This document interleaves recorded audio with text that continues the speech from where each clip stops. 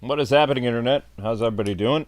Welcome to a special discussion video on everything that happened for the Game Awards for LEGO Batman, the Legacy of the Dark Knight, including the release date, the 2 editions of the game, the price for the game, which is pretty crazy, as well as a bunch of other stuff that they didn't announce. So I was doing some studying, also talking to some people, and yeah.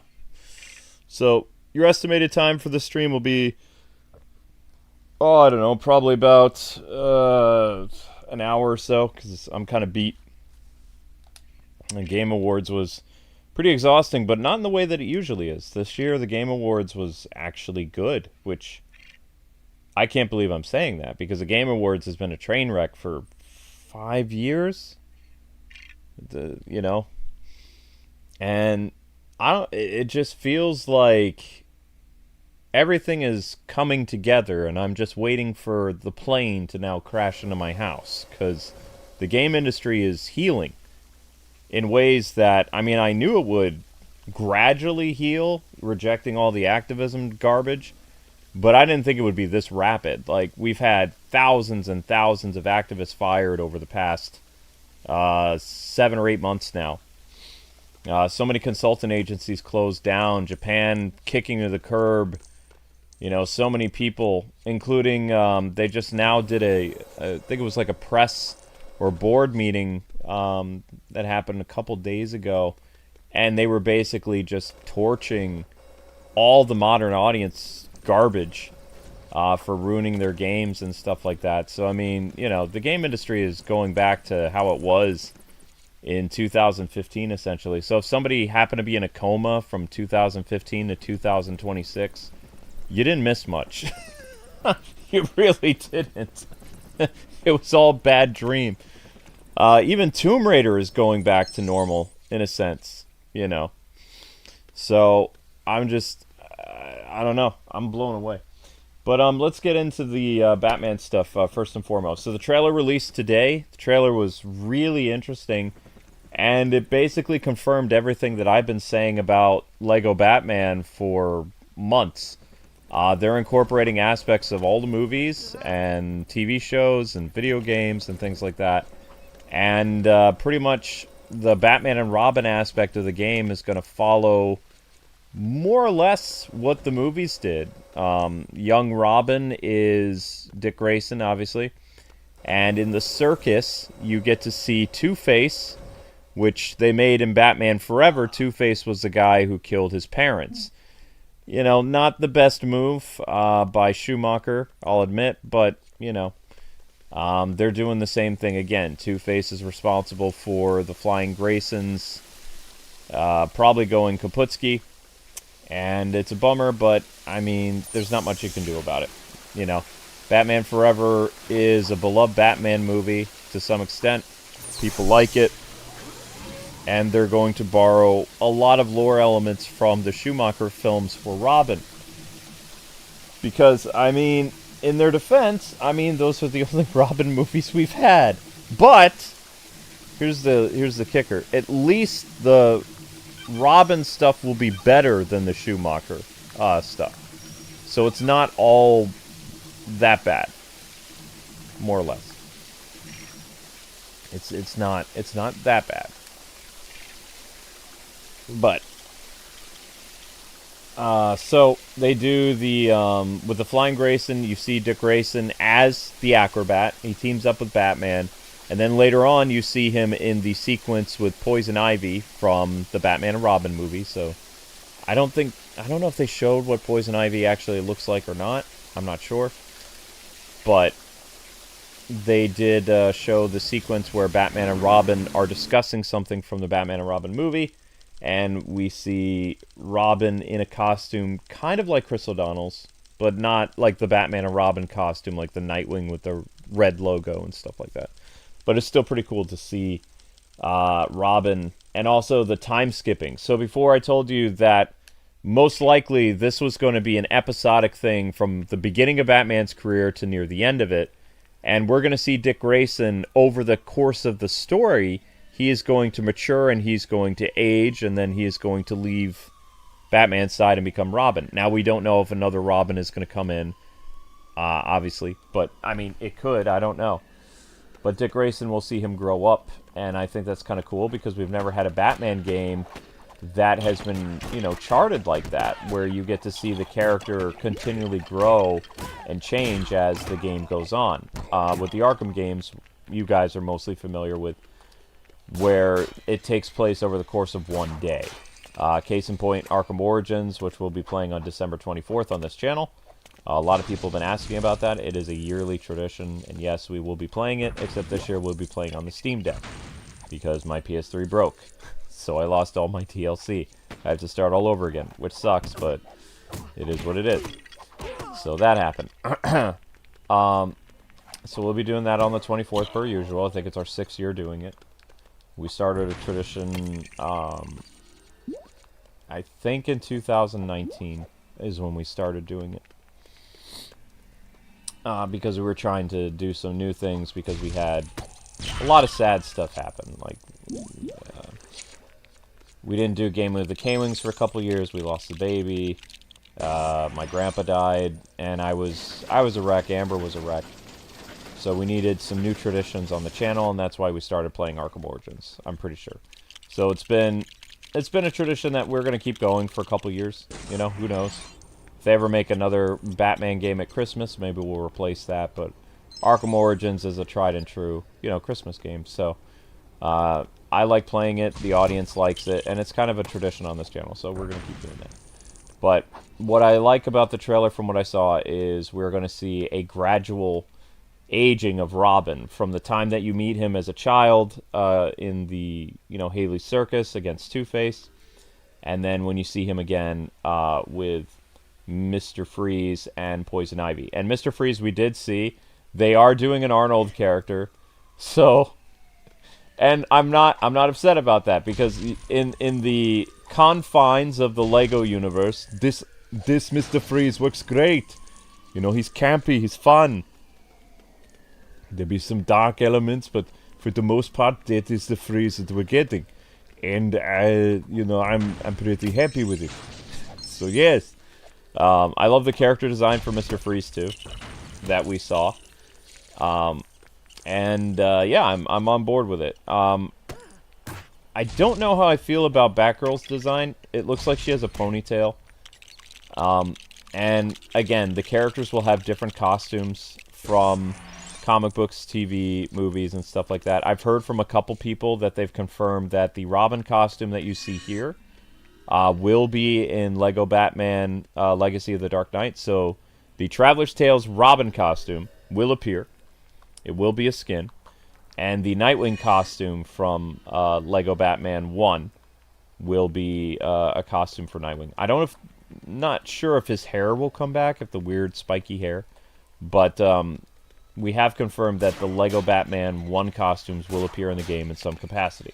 So it's nice to see that there will be some, like throwbacks to the almost 20-year-old game, you know?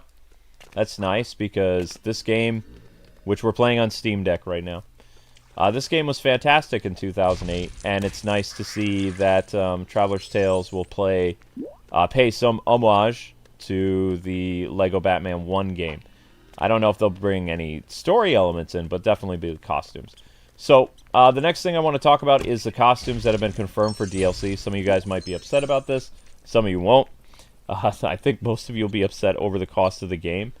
So, the base version of the game, the standard edition, includes the full game, the pre-order Dark Knight Returns Batsuit. So the Frank Miller Dark Knight Returns Batsuit, which I'm pretty sure was going to be in the game after speaking with people like months ago, back in October. That was a given, especially when we got the reveal of the Ben Affleck Batsuit, which essentially is, you know, the Frank Miller suit. So, but we're getting the armored Batman suit, I believe. I don't remember which one they said. We're getting at least one Batsuit from the 2016 BVS, and I think it's the armored Batsuit, which didn't even appear that much, but it is what it is. So you'll get the Frank Miller Dark Knight Returns suit, and it's in blue. which actually looks pretty nice. But other DLC that you'll have to pay for, and they know that you guys are, will spend money on these, so this is why this is DLC. So, first and foremost, the Arkham Trilogy pack will be DLC. No prices to be announced right now. It's part of the Deluxe Edition, which goes for $90. So if you want the Deluxe Edition for Batman Legacy of the Dark Knight, it's a gold. I wish I could show you pictures, but I don't have that type of streaming technology. It's a gold box with Batman, and it's got the gold in the background. And it has the Arkham Trilogy pack Day 1. Along with, you pay the $90, you get the 3-day early access. So that's a thing, right? Batman Beyond is the other skin pack. Now, I don't know how many suits will be involved with the Batman Beyond, like what that details, if that's just like the Batman Beyond skin itself. Not sure. But you are going to get Batman Beyond. Now, I was actually hoping that there would be like a storyline for Batman Beyond, like going full circle. We saw Bruce Wayne begin with Batman Begins, goes all the way through getting Robin, the aging of Nightwing, the introduction of Batgirl, all that other stuff. And then it would crescendo with Batman Beyond or something. That's how I thought they were going to do, because it's called Legacy of the Dark Knight. And what is the core legacy of Batman? It's the Bat family, and of course him passing the torch to Terry McGinnis, like Batman Beyond. So when they had the whole legacy name there, I was like, oh, okay, they're going to bring Batman Beyond in. Well, they are bringing Batman Beyond in. He is DLC. So I don't, again, have the prices for it. But if you get the Deluxe Edition, which is $90, ouch, you can get the Terry McGinnis Bat suit. There's also something called the Party Music Pack. At this time, I don't know what that means. I don't know if that's like music from different Batman movies or something, or if it's like certain costumes for Batman. I have no idea. What I do know is Joker will be playable, and so will Harley Quinn. And there will be different variants of the Joker. So I don't know if they're doing the whole Jeff Johns, like, 3 Joker things, but they showed 3 Joker looks in the trailer. If you look really carefully, you can see them. They showed Heath Ledger, obviously. They also showed Jack Nicholson sitting in the chair in the purple suit. And you can see his Jack Nicholson Joker lips. So it's like, it is the Joker. I don't know if it's a different costume, or if, Joker's going to change over the course of the game. But we did get confirmation that Jack Nicholson Joker and Heath Ledger's Joker are in the game. And you can tell that it's not Heath Ledger's Joker when they zoom in on his lips, when you see him in the chair, when he's like, get a load of me, because that's Jack Nicholson's Joker. He had the, the red lipstick type stuff going on. So that's that. And I was always kind of speculating that's what they were going to do too, is they were going to have different looks to the villains as Batman's story progressed, which would make sense. Because they're doing this whole thing where they're doing the legacy, and of course the villains aren't just like Batman. Their looks change as time goes on, so it would make complete sense for that to happen. So, that's kind of cool. We haven't seen Harley Quinn yet. We only have confirmation that Joker and Harley will be playable in a special mode for the Lego Batman Legacy of the Dark Knight. Does that mean other villains will be playable at a later time? I have no idea. It's possible, but I don't know. The trailer, which will be posted as a short in the morning, which I'm heavily editing right now, so you guys can kind of see the characters better and things like that. And then on Saturday, I will have a special Lego Batman, more bite-sized news, because this live stream stuff takes a while. I also take questions and do Q&A after I get through my spiel, so you guys can be, holding your questions till later, because I will be doing a Q&A in this video as well, or live stream, or whatever you want to call this. But this stream will not go past 1 in the morning, because I am exhausted. Well, actually, not 1 in the morning. Past 2 in the morning. I'm totally beat. And I gotta watch myself, because I'll be wearing a heart monitor starting next week. So, you know, that way my doctor's not like, ah, your lifestyle is the problem, and, you know, all that fun stuff. So, I gotta be good and try to get decent sleep and stuff like that. So I won't be staying up and making the Lego video today. I'll do that tomorrow. But I believe it's called the Joker mode, is an all-new story mission, and there's something called Mayhem mode. And I don't know if they've actually discussed what Mayhem mode is right now. They probably will at a later date. As 2026 goes on, you know, the game comes out in May, which I believe I said it was either going to be March or May when I was doing some of the news videos. It's talking about the things that made the most sense, you know, to release-wise. And May is the summer, so... But I was hoping for spring, but after the whole Game Awards thing, there are so many games that are coming out between February and March and April that I'll be covering. I don't really have a lot going on in May, so it's kind of good that the Batman thing is coming out in May, because then I have a lot to work with May, June, and July with doing bat lore on different skins and live streams and all kinds of stuff. So I'm going to be very busy with Lego Batman starting May. Especially, there'll be lots of news breakdowns that will happen. There might even be some more news for the game dropping after the Game Awards. That's not just the website stuff that they revealed for the Deluxe Edition. And I know some of you are kind of like, well, I mean, $100 is a lot for the Deluxe Edition, but we don't know what the pricing is going to be for the DLC itself. So if you want the Arkham skins, which the Arkham skins will consist of skins for, I'm guessing, not just Batman. You'll probably have Catwoman, Batgirl, probably her Arkham Knight skin, Robin skins from... That'd be interesting if they make Robin bald. But you'll have Robin skins from the Arkham games, most likely Arkham City, Arkham Origins, and things like that. I don't know how many bat suits you'll get, though. Usually when they do DLC, Traveler's Tales, it can be anywhere between 3 suits, or it can be 7.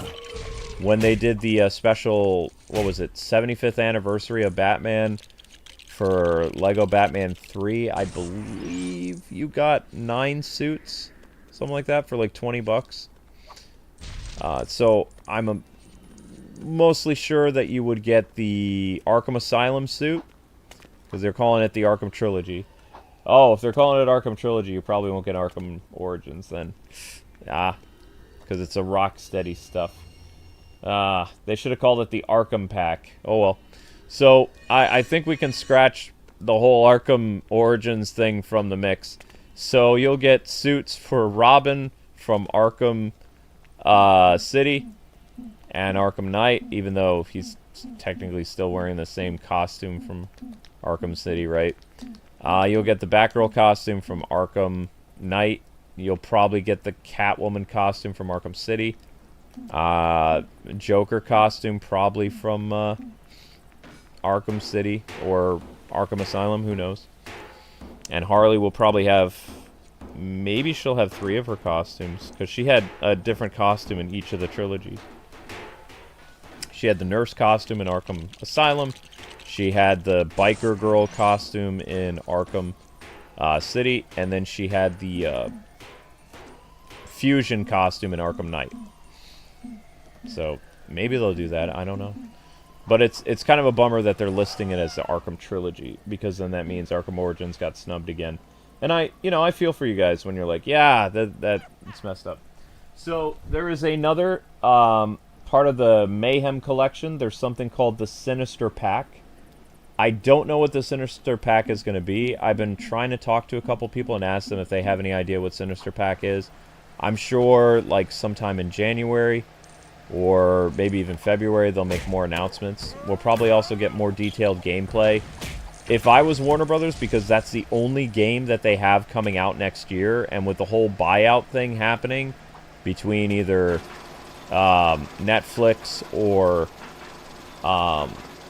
whatchamacallit, Paramount, we're going to find out by December 19th who is going to be the new owner of Warner Brothers and Warner Brothers Games. And the scary thing is Netflix doesn't really see the video game side as a viable option.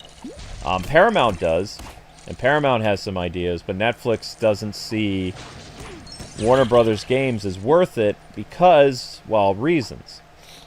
WB Games and Rocksteady, unfortunately, they fell off the wagon in a time that they probably shouldn't have. Not only did they ruin a lot of their reputation with the fans, but also they really messed up their reputation when it comes to earning profits. Suicide Squad was a bust that lost $250 million, on top of other problems that arose behind the scenes.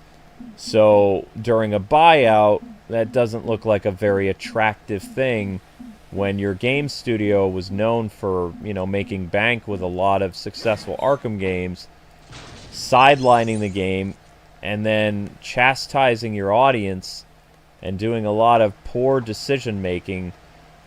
I don't see Rocksteady surviving if Netflix buys Warner Brothers. They could scoot by with Paramount, but again, I don't know. Traveler's Tales should be fine. And if I was Traveler's Tales, guys, this is just advice, like take it or leave it. But during this whole transition period before Christmas, like before the 19th, to show that you guys are really like hardcore serious about something, I would release some type of like news to share on either your Twitter or on the website to get people more hyped, as well as the 19th is when the finalization of the bid between either Netflix or Paramount will be decided.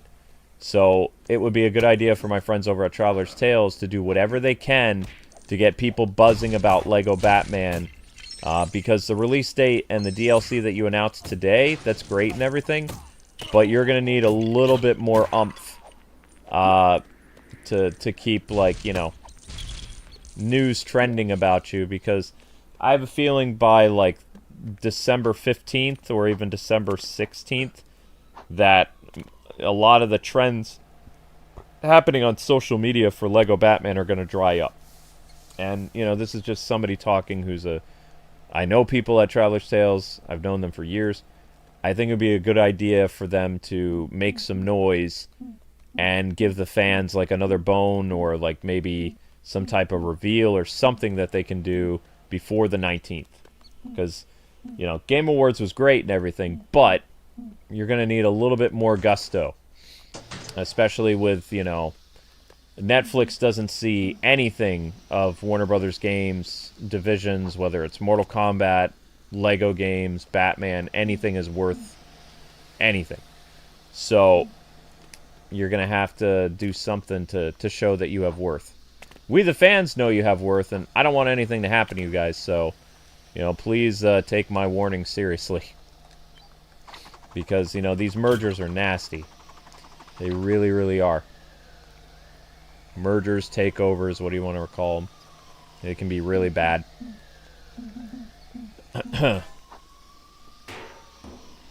yeah. So, like always, they're doing a paid-for beta test, basically. That's what 3 days early access is, because most people aren't going to, drop $100 outside of YouTubers to do the whole early access thing. And if you guys didn't know this, one of the core reasons why most game developers do early access, there's a couple reasons for it. Number one, you become a beta tester that they don't have to pay you. You actually paid them money to beta test their game. If any major problems arise before the official street date, 3 or 4 days later, they have time to go through and make some fixes before, things get really bad, as well as they can release a statement, which a lot of companies do, if you've ever noticed this, is during quote-unquote paid early access, a lot of companies will issue a statement if any bugs or really bad things arise during, the early access trial period. That way they can start putting together patches and other things, and they make statements and they tell people, hey, we're aware of what's going on, and we want you to know that day one we have a patch coming. So that's what early access is. You're an unpaid beta tester. And as somebody who was a beta tester in the industry a long time ago, it's kind of funny that that's what happened to a lot of beta tester jobs, is gamers became the type of people that are responsible for a lot of that now. which we would call, I believe, the cleanup aspect before the game goes gold or whatever. I forget how to get up there. Actually, do I throw a batarang? Do I... No, that's a rat. Darn. No, it's not that simple. I need to do something. First things first, we need to blow this up. Joker can blow stuff up, right? No. Penguin blows stuff up. There we go. And then we bring the Robin car in. Still doesn't have the thing on it? Weird. There should be a little circle under here. Oh, there it is. Whoops. So that's basically what early access is. You become a paid beta tester. And, you know, like it or hate it, but, I mean, that's how the industry works now.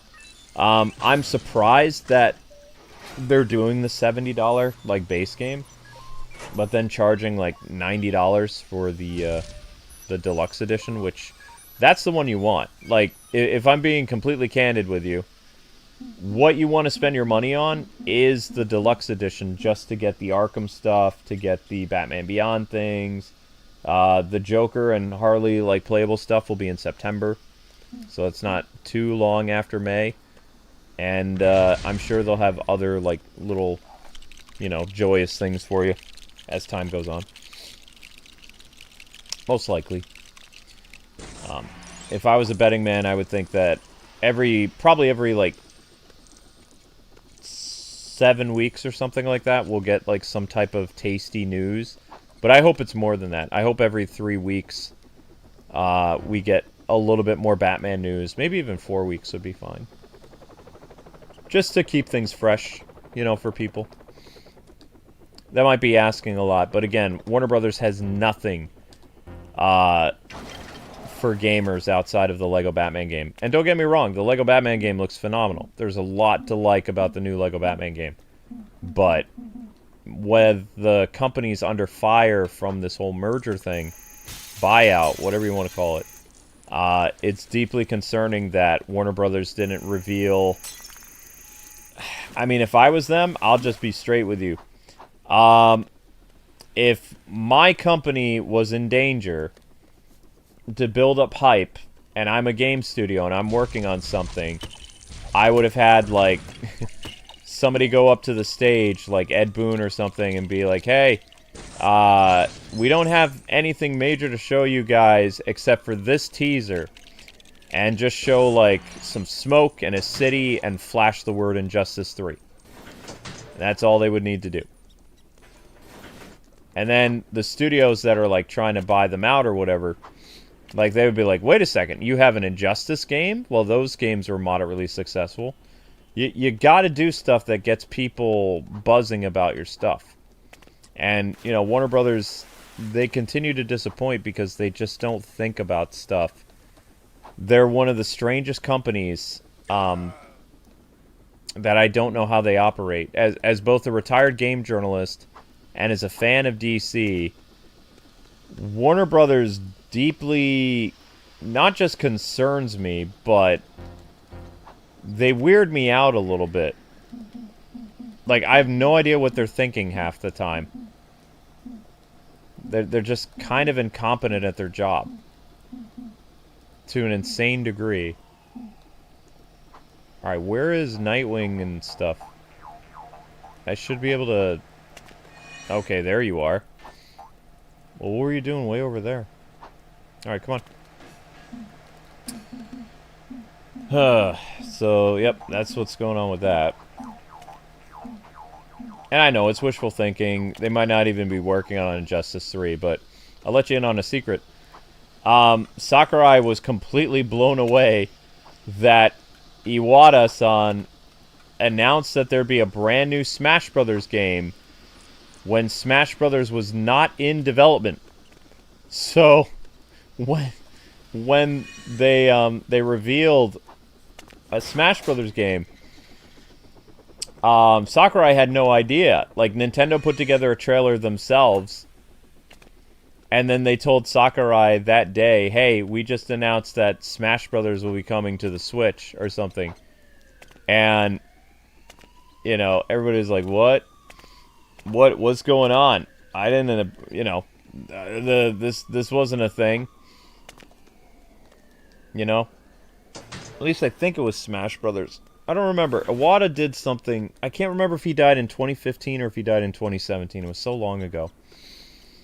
It might have he might have done that for Smash Brothers Wii U and 3DS, where they didn't plan to make a Smash Brothers game, and now they're gonna have Smash Brothers on both consoles, 3DS and Wii U.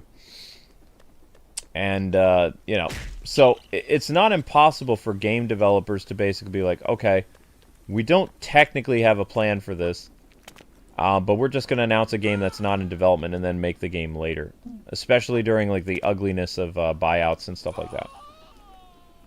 You gotta, sometimes you have to, you know, play your cards and hope for the best, but you don't want to show up without anything in the pipeline at all. And even though I think the Lego Batman game will be incredible, it's concerning to me that they didn't reveal anything else. No Lord of the Rings, no Harry Potter. That's the other thing, too. The whole Hogwarts Legacy thing was a big success, and yet they still haven't done anything with the sequel. That doesn't look good for Avalanche or any of the people involved. That's concerning. Okay, why aren't you... I need you to grapple. And then we have to open the door together, guy. So, I need to come down. You need to come down. No. You both... Yeah. Nope. No, don't! Seriously? You know, I thought replaying the rooftop level would be fun, but... something is getting... I don't even know why he did that. Why did you do that? Why did you jump off that? That's deeply concerning. Huh? Please stop doing that. We just need... If you open that door, we can leave. Okay, no! Come back.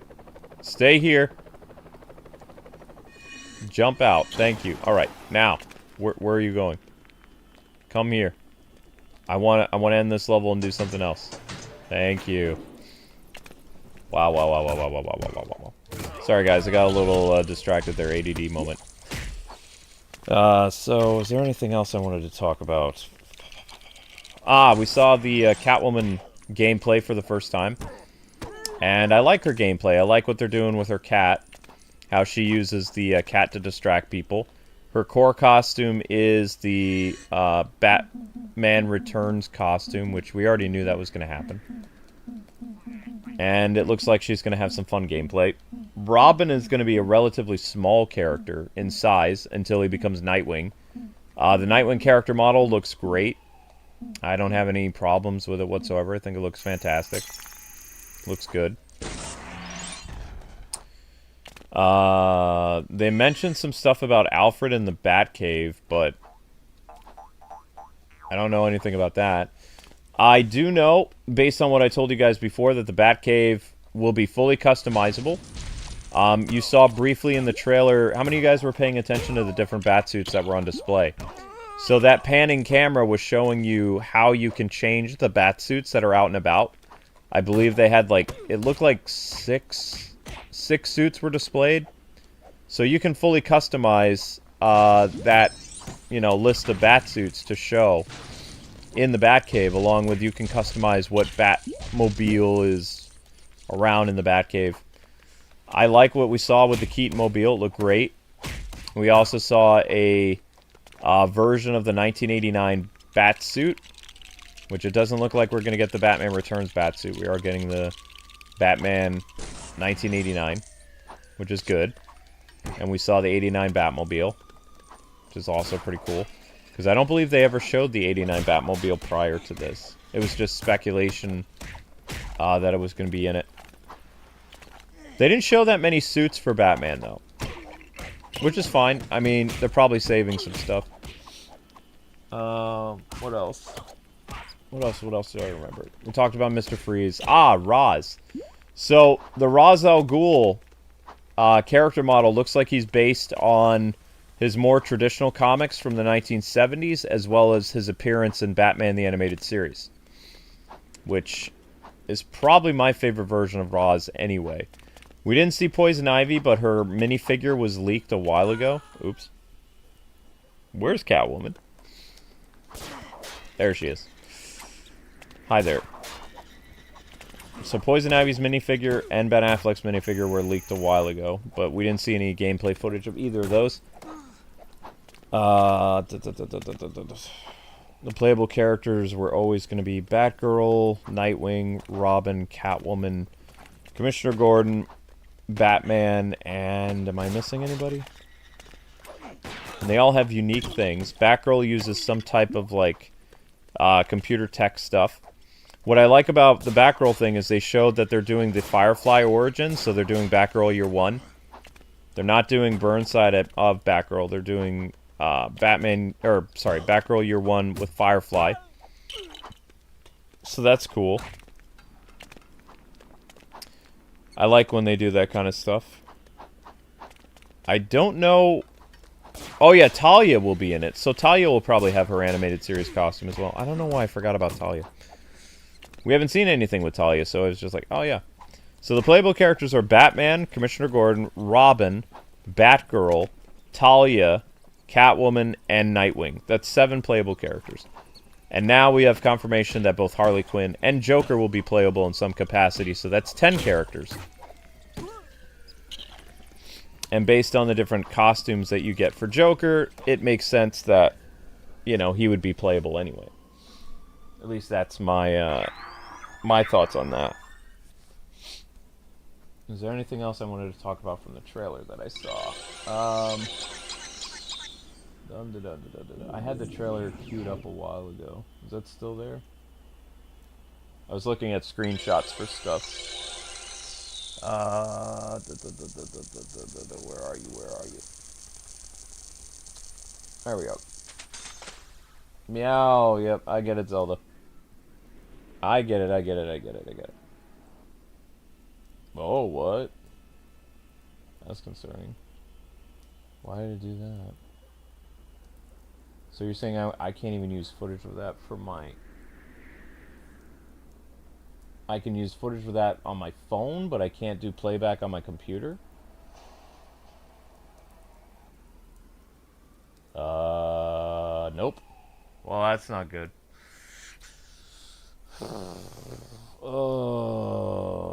What I can do is I have the trailer on my phone. So, yeah, I have this... Actually, I might use that picture for my news. I have this beautiful image of the Dark Knight Returns Batman. He's wearing blue and gray. And he's got the, you know, Frank Miller look to him, as well as his bat symbol, which his bat symbol is very similar to the bat symbol that Ben Affleck uses, more or less. There's Heroes and Villains trailer. We're just gonna zoom in on that and do this the old-fashioned way. So they're going to have a sequence from when Batman captures the Joker sometime in the game. They are going to be doing a tribute to Arkham Asylum. You will go to Arkham Asylum as a story mission. So if fans are always like, oh man, I want this cool like Arkham thing, you're going to be going to Arkham Asylum. So if ever you wanted like a Lego Arkham game, there'll be at least one level that is going to be based on Arkham. I don't know if they're going to do the whole thing, but you take Joker to Arkham, and it's not a cutscene. You're actually walking behind him, just like in the opening to the Arkham Asylum game. The Joker that they have here is the Heath Ledger Joker, though, like in the gurney or whatever you want to call it. So that's cool. I don't have anything against the Heath Ledger Joker, so they show Cash, and then they show Boyle, or not Boyle. What's his name? Balls. I think his name's yeah. think that's his name. The thing that people always make fun of. So you have two Arkham Rocksteady characters right there, with a homage to Arkham Asylum, which is great. You see more of the 2022 suit from the Batman. Confirmation of the 1980s 89 Batman mime Joker characters are in the game as, you know, villains, as thugs that you beat up. Ra's al Ghul, again, is based on the animated series version. And Nightwing has... You probably missed this. It's a blink and you miss it. One of the Nightwing costumes will be Disco Nightwing. Wow. I don't know what to say about that. I mean, I figured, you know, if you're gonna do Nightwing costumes, no offense, there hasn't been that many. You've got first appearance Nightwing, which is his disco costume, the light blue and dark blue from the new Teen Titans. You've got his 90s achy breaky heart, like blue armored suit. And then you have his Chuck Dixon black and blue suit, which for like 30-something years, Nightwing has been in the black and blue Nightwing costume. You can thank Chuck Dixon and his team for that. They reinvented Nightwing's suit and made it cool, and DC Comics apparently loves the Chuck Dixon look so much that that's what they use for Nightwing. Chuck Dixon was responsible for two Nightwing looks.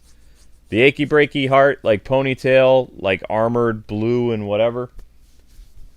And then they had the black and blue. So I don't know if the 90s armored one will be in it, but that definitely looks like Disco Nightwing.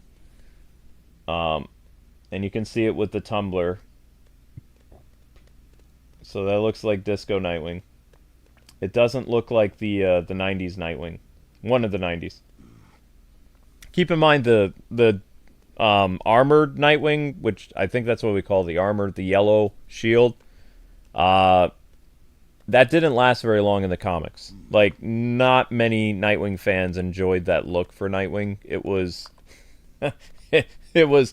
The disco look was bad, and then you had this all-blue suit with, like, this really strange yellow armor over his chest. It wasn't a fan-favorite suit at all. I think it lasted in comics for less than 2 years before we got the Chuck Dixon black and blue. For his first solo run where Nightwing became a police officer in Bloodhaven. And he got the new suit. So that suit didn't last very long, but they did make a couple action figures from that suit. But yeah, so that suit is... One of the suits is in there. They have a lot more references to Batman Forever, which is cool. I like that. Batman going inside the sarcophagus that... Oh, sorry, Alfred. The sarcophagus from Batman Forever. And sliding down the stuff is pretty dope. So we like that. And again, I have to do this screen by screen. So I'm doing this frame by frame. But you guys can't see this, so you just have to... here is the fully customizable bat suits that I was telling you. Confirmation of the bat suit from Zero Year.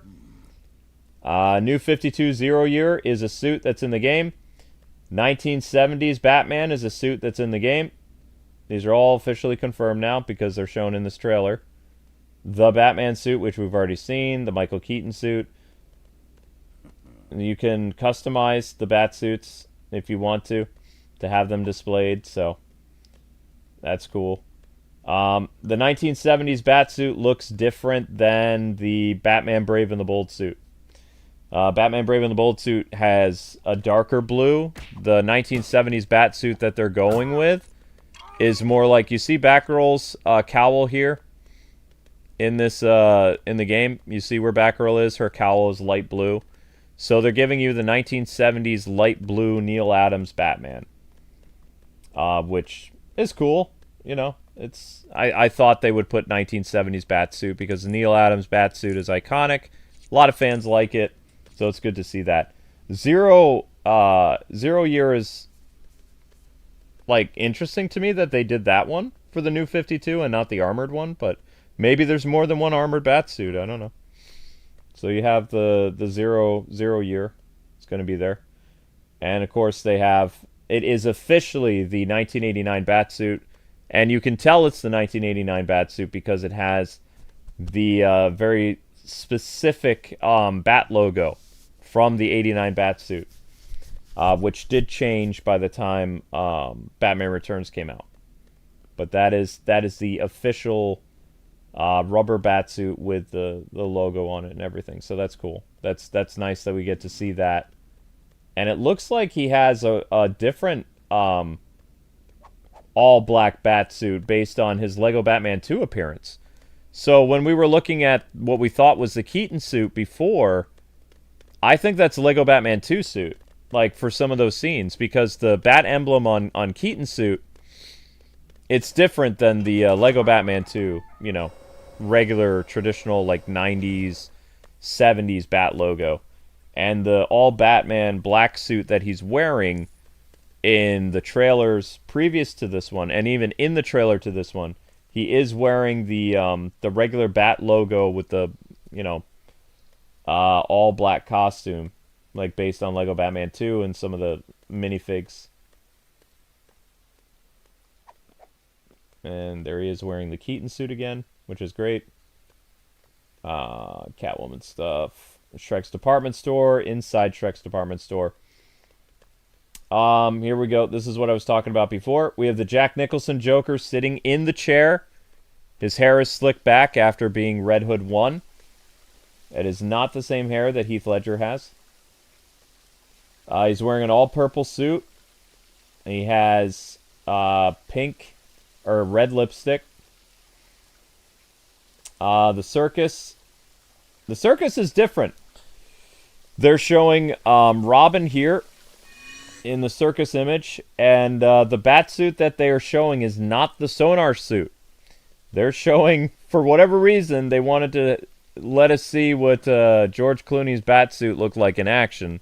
So we have George Clooney's bat suit in this, you know, Two-Face scene. Two-Face's design is based on Batman Forever. So it's Tommy Lee Jones Two-Face.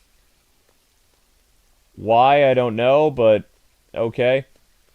So they gave us Tommy Lee Two-Face, and they didn't give us Eckhart Two-Face, which it is what it is. Robin will use 2 sticks. Firefly looks like traditional Firefly.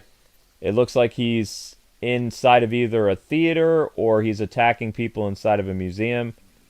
And Batgirl's costume is based on her first appearance, 1960s, not first appearance in the Adam West show. She's wearing all black with a blue cape, yellow gloves, and yellow boots. So her first appearance costume from the 1960s in DC Comics is her costume that they're showing here in the beginning. And like I said, she'll probably get her Adam West costume. She'll get her animated series costume. She'll get her Alicia Silverstone costume, Arkham costume, and, you know, a few others. Not seeing Poison Ivy, seeing the Poison Ivy plant. Robin's costume is Chris O'Donnell's. I'm looking at the Robin suit right now. It is a Chris O'Donnell costume, and it looks great. The mask is really big. It's got the R on the top of it. What else? It actually, the Chris O'Donnell Robin suit it didn't bother me. It looked good. So we get to see that, and then they're going to show us Nightwing, right? Penguin is going to have a couple different costumes. So we see him here in his Batman Returns costume, and it looks like he's playable. They show Penguin gliding, and it's not a cutscene, that's gameplay. So I think you'll be able to play with the villains just like you could play as the villains in Lego Batman 1, this game. Because I'm seeing that is not a cutscene of Penguin using the umbrella, that's gameplay. Basically what they did is they put the camera in front, but that's actual gameplay of the Penguin using his glider in his gross, near the end of his life, like, Batman Returns costume. His, I guess you would say, his long underwear. It's kind of like, you know, yellowish brown, because he's in the sewers. But he's gliding there. That's not a cutscene. Mr. Freeze is the Mr. Freeze from Batman and Robin. Even sounds like it a little bit, so they got an Arnold impersonator. Batgirl is wearing her first appearance costume. We already went over that. Bane is based on The Dark Knight Rises. And we have official confirmation of the Batman, the animated series Batmobile. So if you weren't paying attention, because the trailer's only about 1 minute and 38 seconds, the Batman, the animated series, and the '89 Batmobile were both shown. The difference with the Batman, the animated series Batmobile, which will be a lot of fun to drive, it's all blue. So in the show, the animated series Batmobile was not really all blue. It was like, how do I put this? It was kind of like a dark deco, like black with like blue highlights. The toy itself, when it released from Kenner in the 90s, they made the Batmobile like this color, which is kind of dark, lightish blue. Don't get me wrong, it looks great, but they really made this thing like really blue. Like it's really blue. We get to see Nightwing. Nightwing is wearing his awesome Chuck Dixon look. His hair is different than the Robin that we see when he's younger. Looks pretty cool, though. Let's see Red Hood 1 again. And we get Jack Nicholson's Joker at the end. Wait till they get a load of me. And then they show you the DLC item for Batman. So that's essentially the trailer.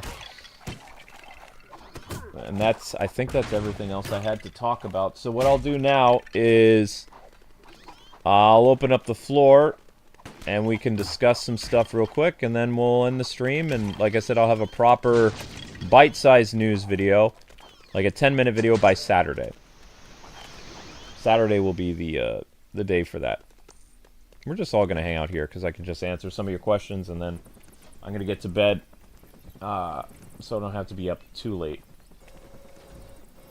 So, we have a couple super chats. Hey Luke, not sure if you've covered this, but Netflix and Paramount wanting WB, not sure how I feel, man. I did talk about this. You don't want Netflix to get Warner Brothers because they have no plans for the gaming division. They see the gaming division as worthless, and probably this is what you need to be concerned about if Netflix gets them. Netflix has the mentality of they're going to want to sell off the studios. So Traveler's Tales, NetherRealm, Rocksteady, WB Games Montreal, they'll want to cut those things up, liquidize them. They see them as worthless. And then what they'll do is Batman games and superhero games in general and Lego games will be outsourced. So these studios that basically have made their entire reputation and their careers on making DC games, if Netflix gets them, they're toast. Rocksteady especially will get liquidized. Because they're a failure for a company right now. Traveler's Tales likely would survive. NetherRealm would probably survive. WB Games Montreal would be toast. Rocksteady and WB Games Montreal would be they would be chopped up and done. Both of them released lackluster games. Avalanche will be fine because they want Avalanche as a team to get together to make, you know, whatever.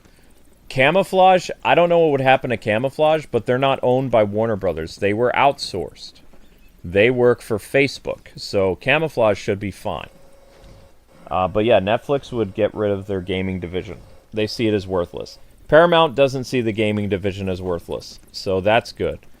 Netflix also doesn't like theaters, so they would really... They even said they would cut down how long a movie would be in theaters. So, based on the Superman run, you're looking at a shorter window for theatrical releases and digital stuff. So, digital distribution would be much, much faster than anything you've seen before, but it would really cripple physical media. So if you're a fan of physical media like DVD, Blu-ray, movie theaters, and stuff like that, Netflix is bad.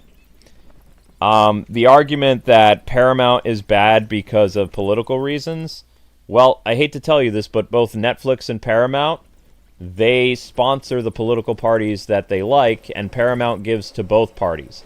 Netflix only gives to Democrats.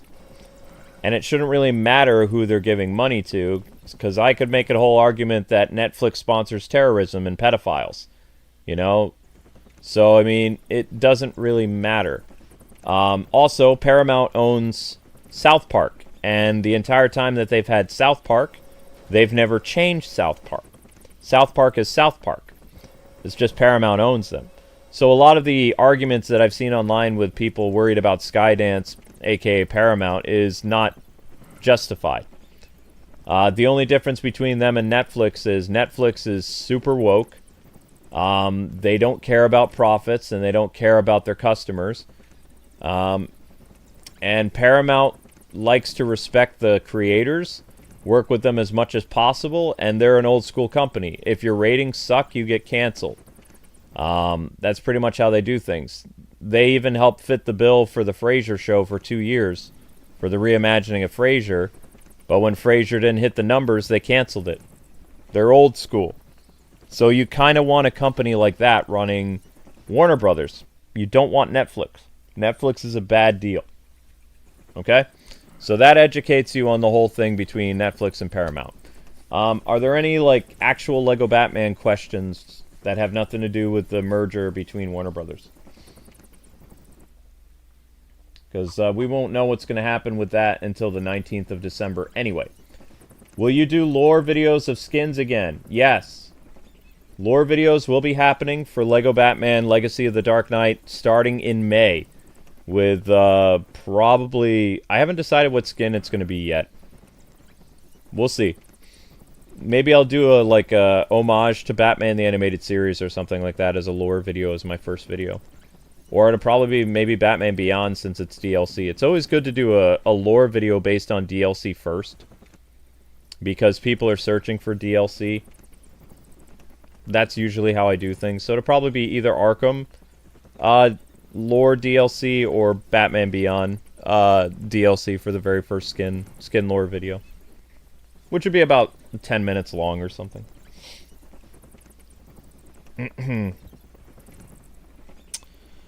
I have my phone open. Also, I wanted to say thank you guys. You've done an amazing job. It's really making me feel really good about, covering the Batman game in May. I had a heart attack this year, which I have talked about a little bit. July 22nd. Because the channel hasn't been doing well. YouTube stole 2 months of income from us, and we almost lost our home. And I couldn't handle the stress, and I ended up having a heart attack. Next week, I have to wear a heart monitor on my arm because they're concerned about some stuff. And I've had to stream almost 6 hours, 12 hours a day between 2 live streams because I can't hit 1,000 views. This stream, I've hit 1,000 views in an hour. So I just wanted to say, God bless you guys. You're amazing. When it comes to Batman stuff, you guys never let me down. And I really, really hope that God blesses each and every one of you. And that, you have very, wonderful lives. And, you're the greatest community when it comes to Batman stuff. And when I really need you guys, you're here. So it really... it means a lot to me. So, thank you. I wanted to get that out of the way. Because it really means a lot to me. Because I don't have to stream very long tonight at all. I feel pretty good about that. So, I think that the Batman coverage next year in May is going to be phenomenal. I will be doing cross promotion between both channels, so there'll be Lego Batman the Dark Knight stuff over on the O1 channel, and there'll be the live streams and walkthrough stuff over on this channel. So we're gonna cross platform. Thank you. I appreciate that. Yeah, I could use all the prayer because they're checking for some heart disease stuff. I have to wear a heart monitor next week for like a week or two before Christmas. So, do you think that the Batman Who Laughs will have a skin or Easter egg? It's possible. Before we were told that 40 bat suits will be in the game. I have a list of bat suits if you want to read them, of bat suits that I think might end up in the game. It's in the description of this video, actually. I list 35 bat suits that I think will be in the game. Coincidentally, I don't think I labeled zero year. I don't think I have 0 year. I have first appearance, 40 serial, BTAS, which we saw, BVS, Beyond, Clooney, Beware, Justice League, Hush, Kingdom Come. 1970s was confirmed, so I got that right. Frank Miller was confirmed, I got that right. New 52, technically I got that right. DC Rebirth, don't know. Knightfall, don't know, hopeful. Long Halloween, hopeful. Young Justice, hopeful. Jail Action, hopeful. Batman Unlimited, hopeful for that. Lego Batman 1, confirmed, I called it. Arkham Batman, confirmed, I called it. Telltale Batman, unknown. 2025 Bat suit from the comics, I believe has been confirmed. Don't know. Injustice suit, not sure. Batman Incorporated suit, maybe. Year 1 suit, I don't know if that's been confirmed or yet. It might be. But since they did... I don't know, here's the thing. They did 0 year from the New 52.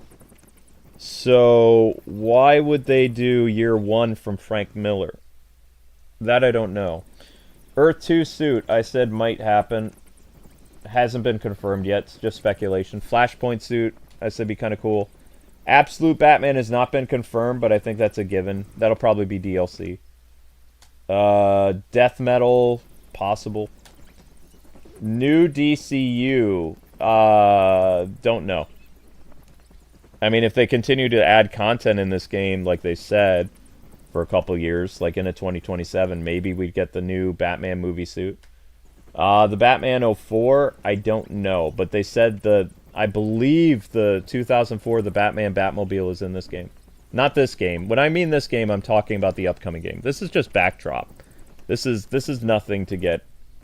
This is literally just background noise. It's just footage. You know, it's nothing important. New Adventures of Batman. I don't know if you'll get that. And then that was it. So I wrote 40 bat suits. Out of the 40 bat suits I wrote, 25 have been confirmed so far. So I did pretty good with that. I have to say. I have a knack for that kind of stuff. I'm pretty good at that. Still hoping for Telltale, yeah. Can I say a prayer for me? Just going through a bit of depression, missing my parents right now. Yeah, of course, Naomi. You need absolute Batman skin in this game. It would be fun. Yeah.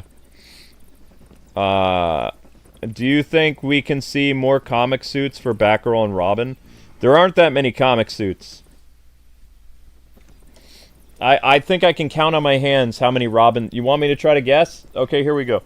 This is the Robin suits that I think you'll get in the game. I think there's only going to be 10 suits for Batgirl and Robin. The Robin suits will be Acrobat Robin, which you see when he's a little kid. Batman and Robin. Or, sorry, Batman Forever Robin. Lego Batman 1 Robin. Burt Ward Robin, so 66. Animated series Robin, 5. Batman and Robin, the movie Robin, 6. Arkham Robin, 7.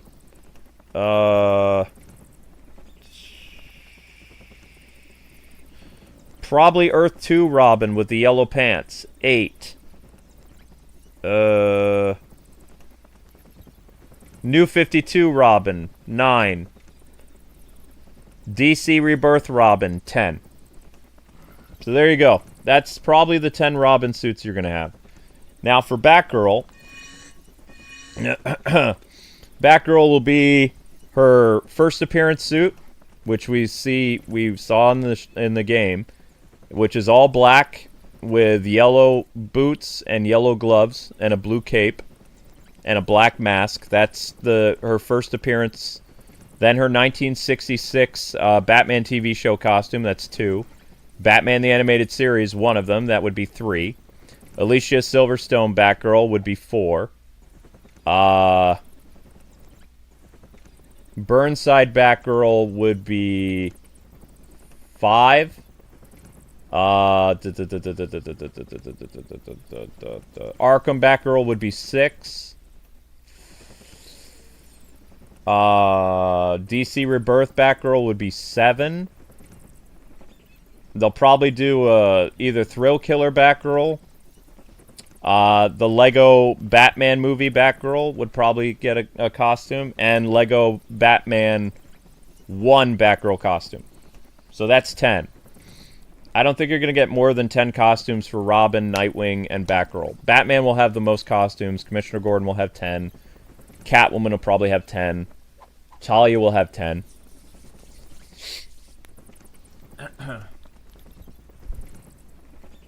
Yeah, you'll have Arkham Robin. If he'll be bald, I don't know. That's a good question. I don't know. But that's my guess. Of course, Luke, you and Amber are the best. Sending prayers for you and your recovery. Thank you. Do you think Jason will be in the game? I think he'll be DLC, Blaze. I think he'll be DLC in 2027. Remember, they're going to try to do as much with this game as they can. I think that content will stretch into 2028 with the new Batman game. They're doing something different with it. So I see Red Hood popping up, yeah. They might be saving that for later, though. If he'll be playable, I don't know. They'll probably save him for DLC. I mean, Joker and Harley are playable. But that's DLC in September, so... They're not going to, like, play all their cards right now, you know? They showed 6 of the out of the 7 playable characters, well, now 9, and possibly 10. It looks like Penguin might be playable, too.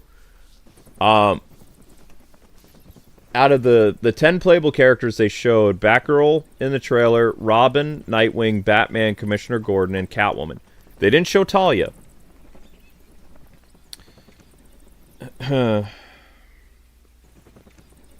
You know, I'm a big fan of the Batman anime series from 2004, so honestly hope we get the bat suit in the game.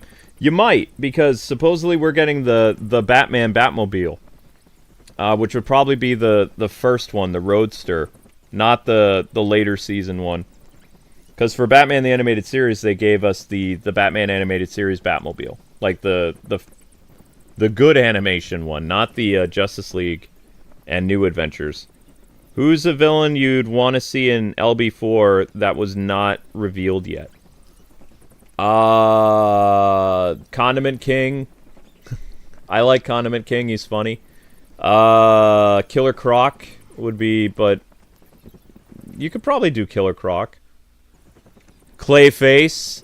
I do like me some Clayface. We know Riddler's in it. Scarecrow. I'd like to see Scarecrow. I'm pretty sure Scarecrow's going to be in it, but I haven't seen his design yet. I don't think.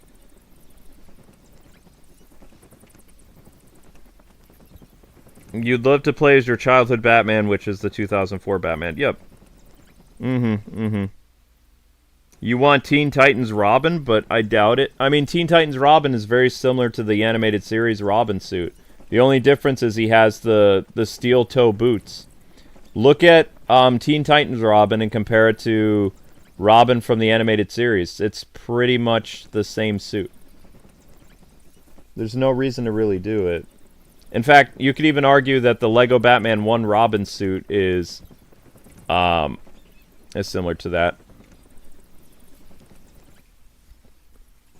Need a lot of prayers and support him. Yep, of course. Of course, Jayloon.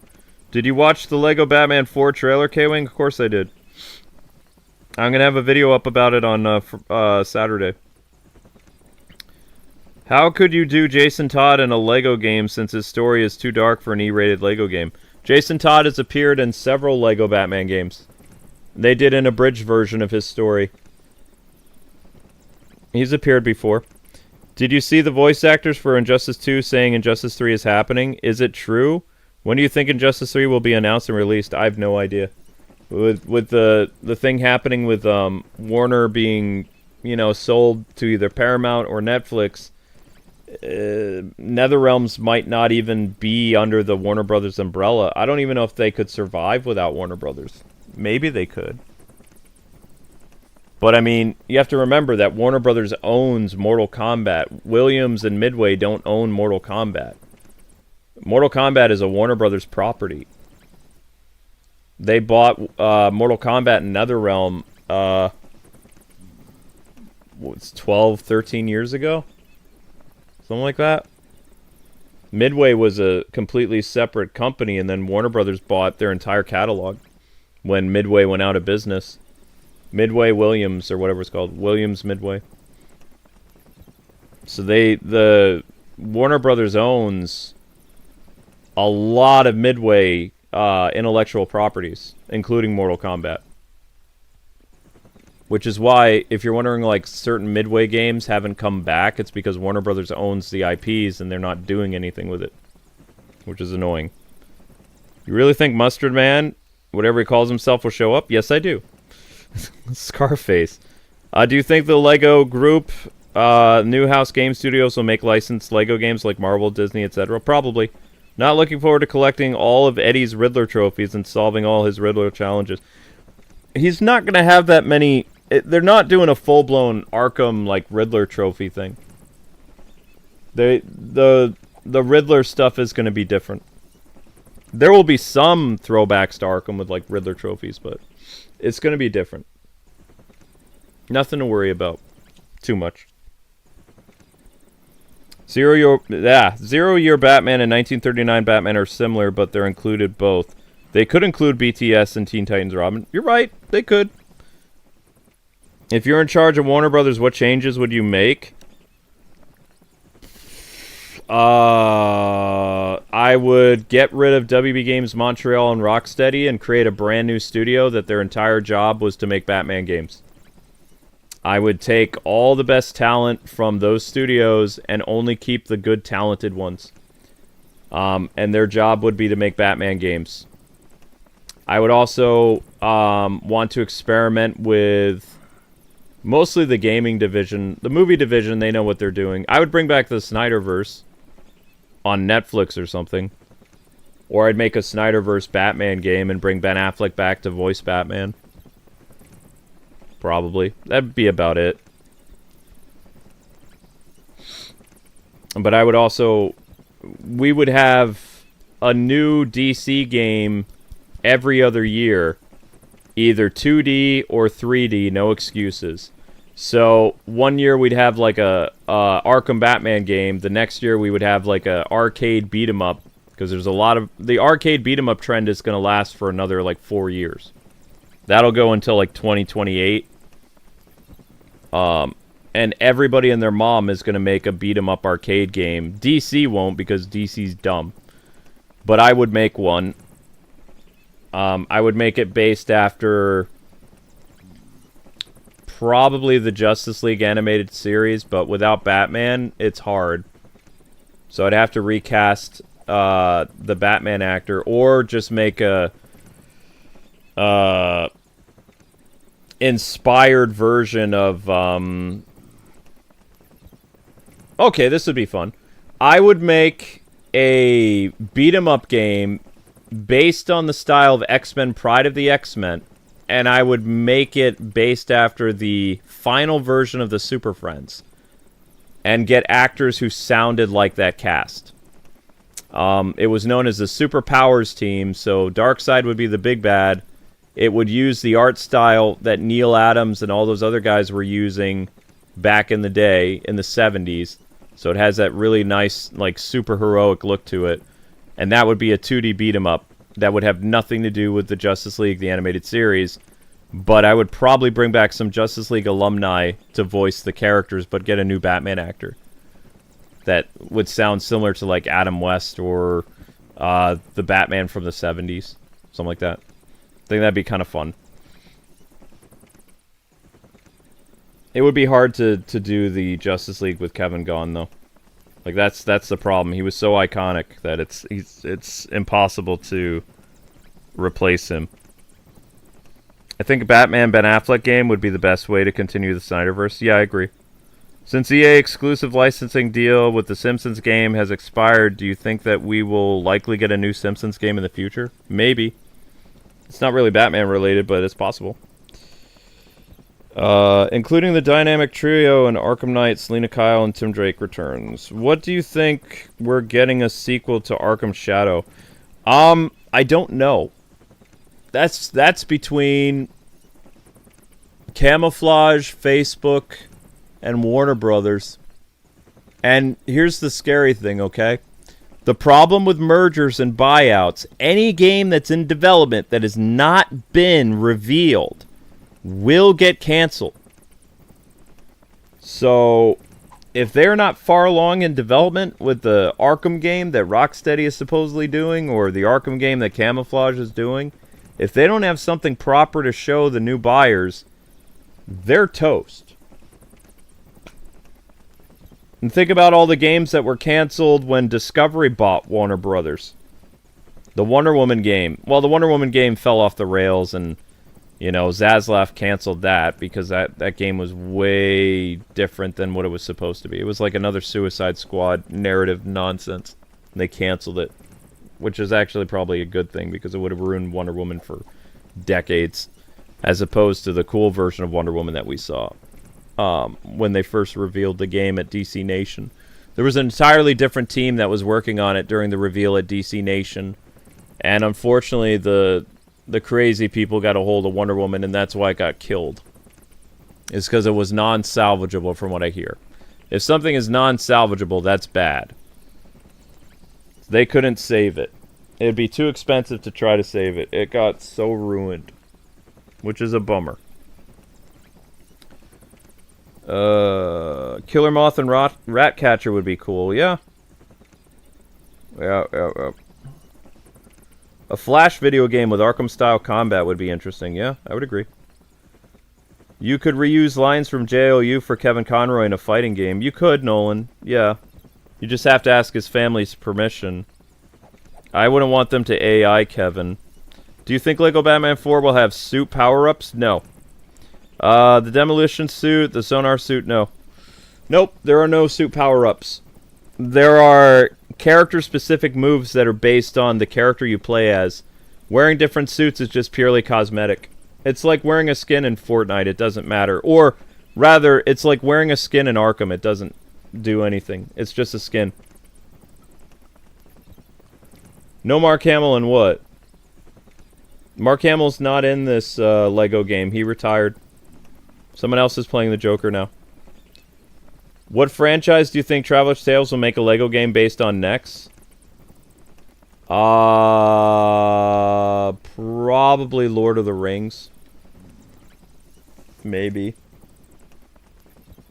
Since Harley Quinn is now confirmed to be playable, what costumes do you think they could give her?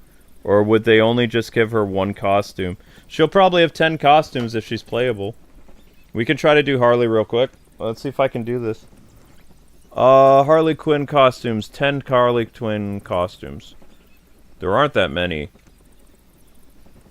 First appearance, Batman the Animated Series. Arkham Nurse. Biker Chick. Arkham City. Fusion costume. Arkham Knight. New 52 costume. DC Rebirth Harley Quinn. Harley Quinn costume from her TV show. Harley Quinn from the Harley Quinn movie. Harley Quinn Batman movie. Some Elseworlds, probably like Bombshell Harley's really popular. And Telltale Harley? Or, yeah, that's 10. I did it. Haha. There you go. I did it. I did all 10. I didn't think I could do that. That was pretty close. Oh yeah, Suicide Squad. Like Margot Robbie. Yeah, Margot Robbie's costume.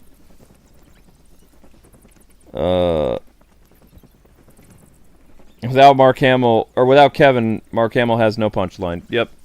It's true. Who's the voice of the Joker in Lego Batman 4? I don't know. Have they revealed the entire cast yet? I'm not sure. Ugh. We need Arkham Origins remastered. Arkham Origins would need to be, like, rebuilt from the ground up. It has too many glitches and problems for them to mess with the source code. The source code is all messed up.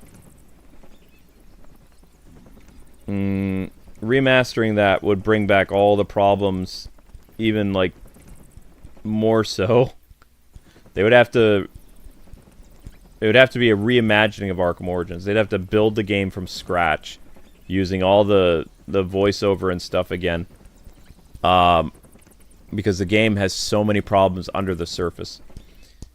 It looks like the car runs really well, but it has so many problems under the hood. That's one of the core reasons they don't even port it. It has a lot of problems.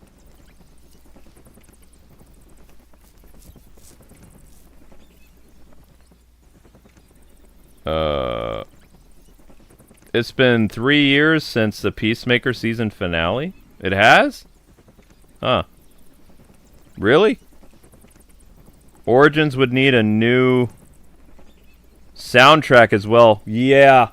Because, the composer is a tool now. Yeah.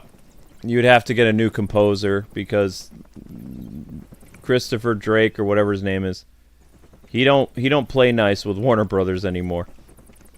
He don't play nice with anybody. He's a very talented composer, but that dude's ego got to his head. Really great composer. I like his stuff. He's made some great Batman compositions from The Dark Knight Returns and so many DC animated movies. And he has so many different styles. Like, he gets Batman. But he's just like, I don't know, his head is bigger than his... whatever. I've had a few bump-ins with him, like, for copyright and stuff over the years. Assuming they didn't lose the source code, otherwise they would have to do Arkham Origins remake. Yeah, it would have to be a remake. You can't remaster it. Why haven't we gotten a Superman game in decades? You have to ask Warner Brothers. It would be very easy to make a Superman... Like, here's the thing. People... They don't think correctly. You don't have to make an open-world Superman game to get a Superman game out there. You could make a fun Superman arcade beat-em-up, and it would do really well. Like, I don't think people realize how popular, like, arcade beat-em-ups are right now. Like, they're making a huge comeback. They're very easy to make. Only takes you about a year and a half. They're a lot of fun to play.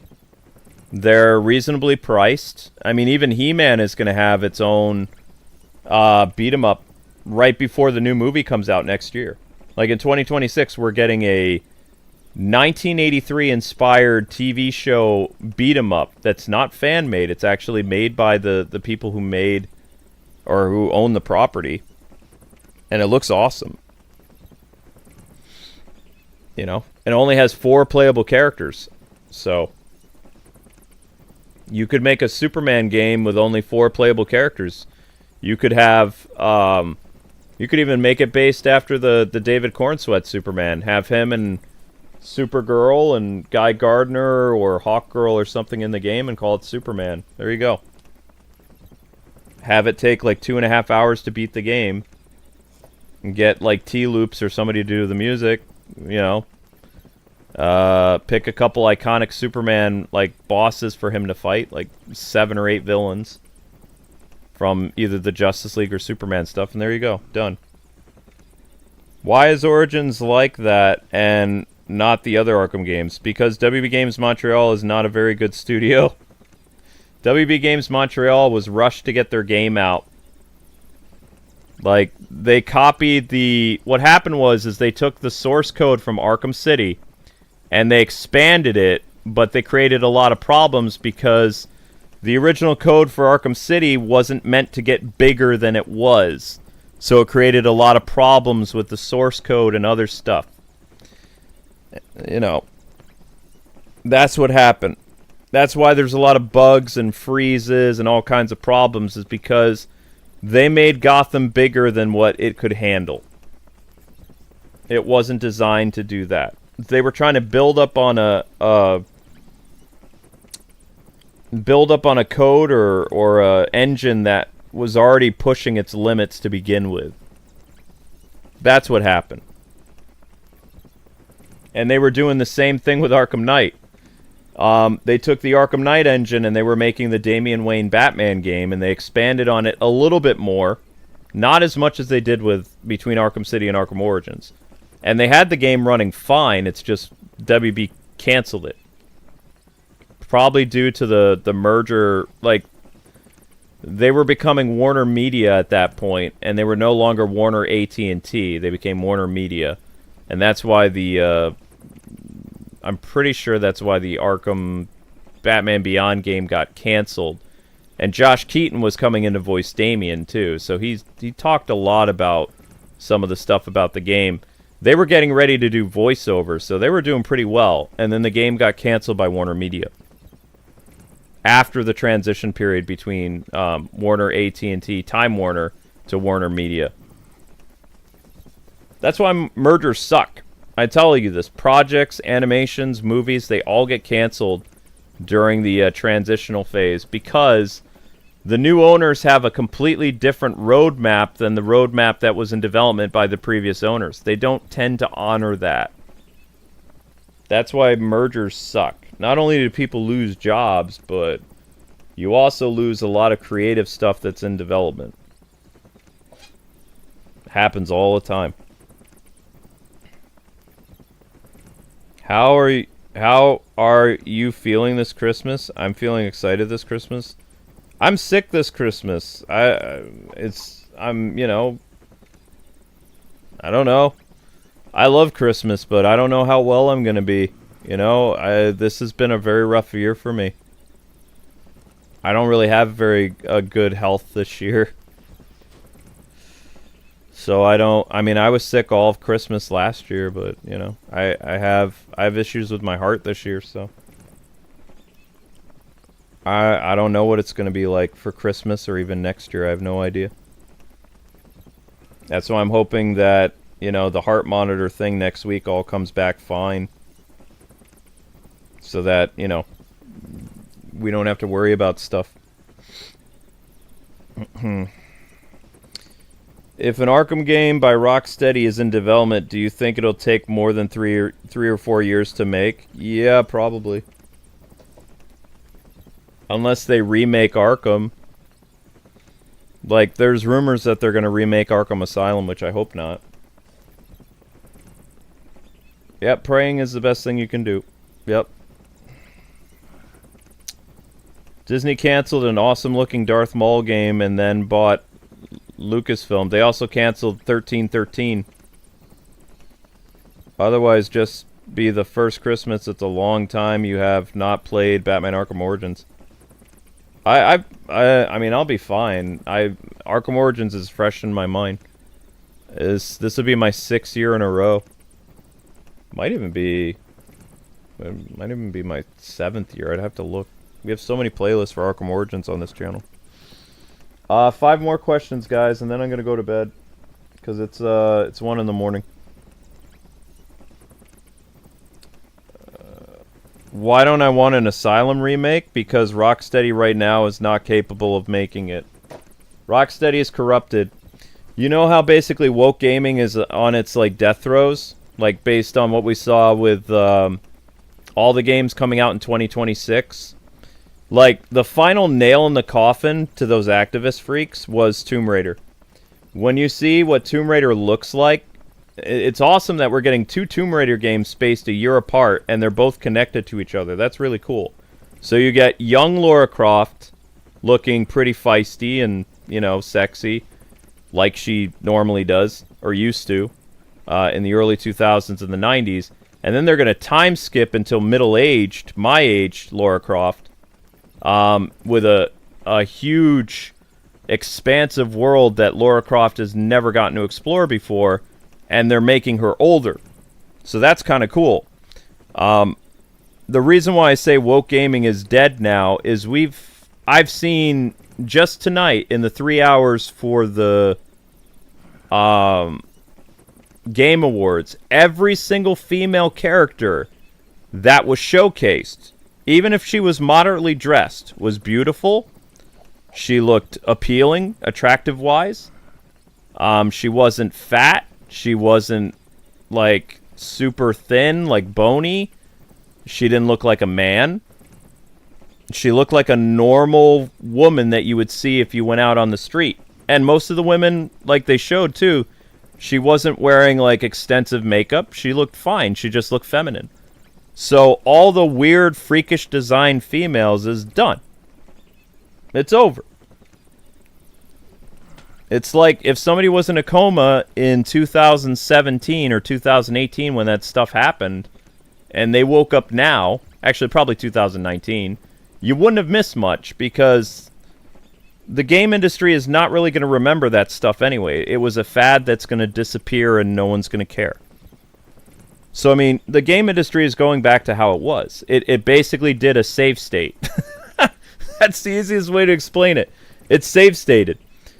When I saw Tomb Raider, I was like, I had a tear come down my eye because it's over. And it looks interesting too. And it's not like they made Lara like look too sexy either. She's like modestly attractive in the new one. But if you saw the game that Crystal Dynamics was working on for Tomb Raider before, she looks super ugly. She looked like a man with man boobs. So, I mean, you know, she has a very feminine figure. She's very athletic. The Tomb Raider game that comes out next year, she can do acrobatic stuff that we've never seen in a Tomb Raider game before. She's very flexible. She has cool moves.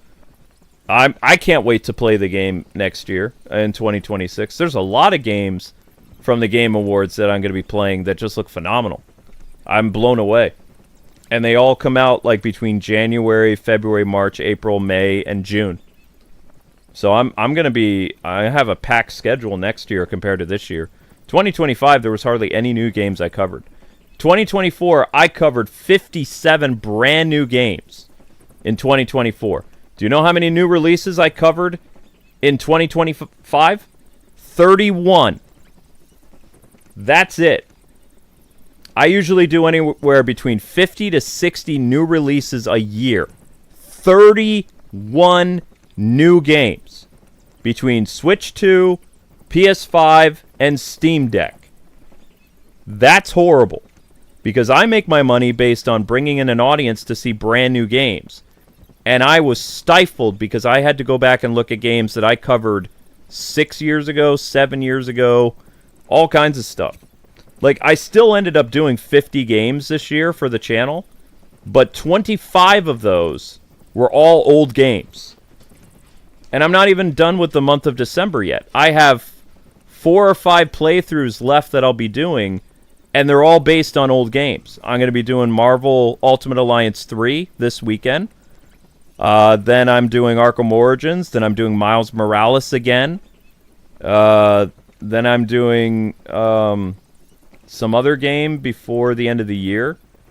And then I have to figure out what I'm doing in January. Because I believe there's a Mario game and then there's Final Fantasy. But I'll be playing Final Fantasy again. Except this time on Switch 2.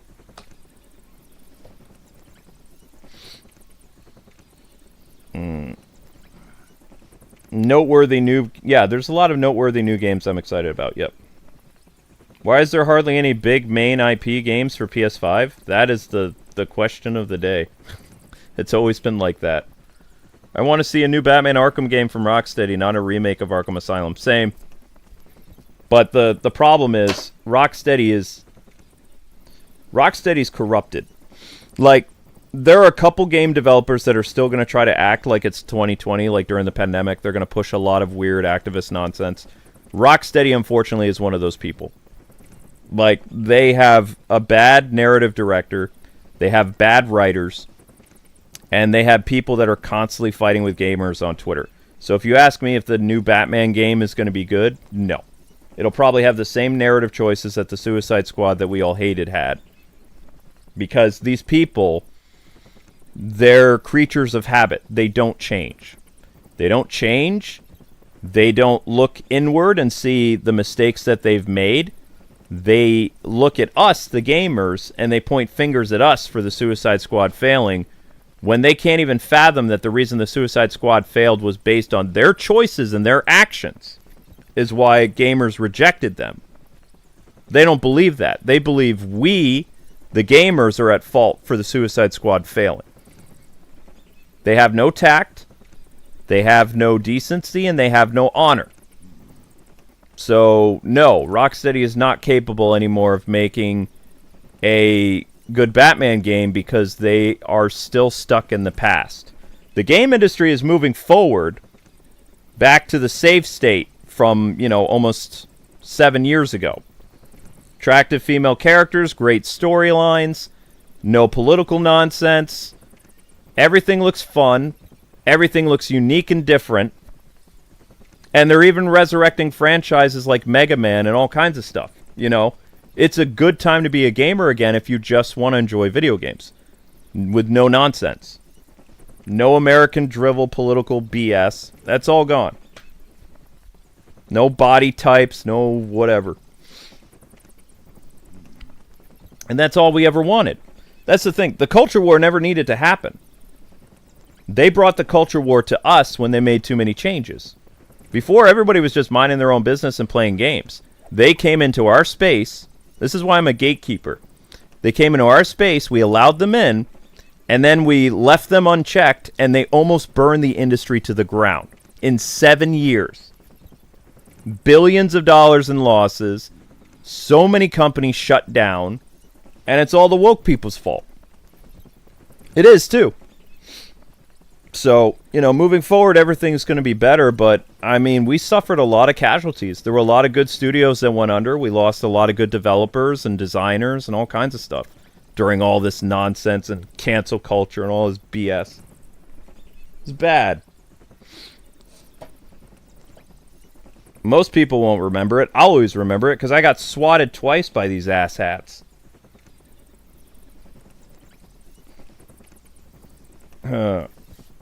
Anyway, I'll take 4 more questions.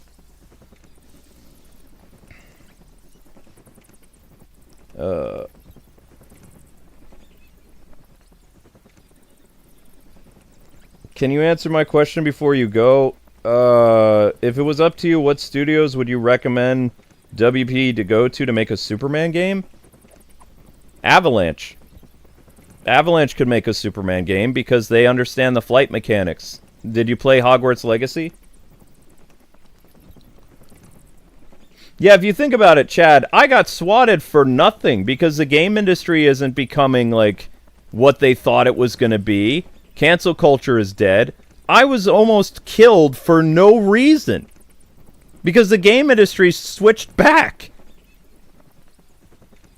All that stress, all that smear campaigns against me was absolutely for nothing. Really pisses me off.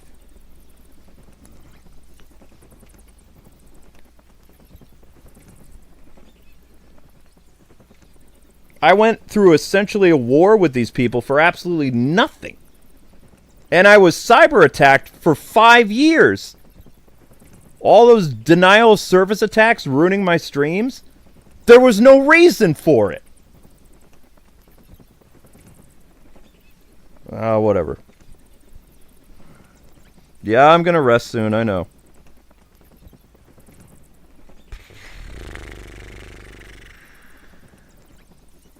If anything, probably the reason why I had a heart attack is from all the stress that's been building up for 5 years. Probably the reason. No, the game industry is not nearing a crash. Game industry is going back to earning profits again. You have to understand that like, gamers buy games that they're interested in. The only reason the game industry was declining is because most of the games that they were presenting to us were garbage.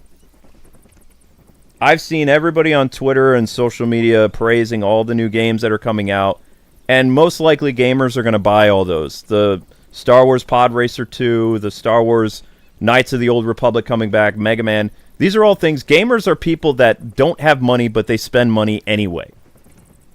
Gaming has always been a very lucrative industry to be a part of.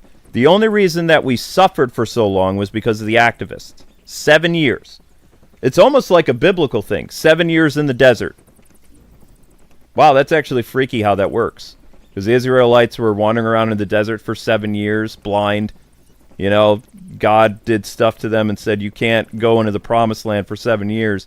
We were led around by a bunch of, like, freaks for 7 years as we watched the game industry slowly crumble, and we weren't allowed to go back to the promised land of good gaming. It's exactly 7 years. Isn't that interesting how that turns out?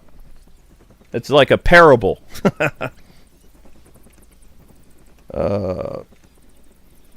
Why'd they have a problem with me? Because they call me anti-woke. Because I'm traditional family values, I'm a Christian, I'm a married man, and I'm a gamer. That was enough for them to try to kill me. Twice. Fun.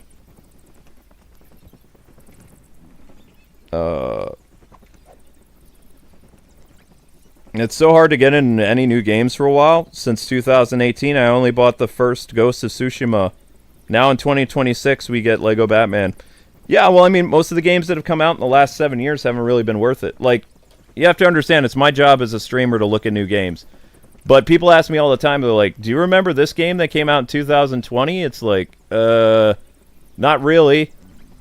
I have to go back and look at my playlist for 2020. Oh, yeah, I remember that. Well, my favorite game from 2020 was Final Fantasy VII Remake. It was a really good game.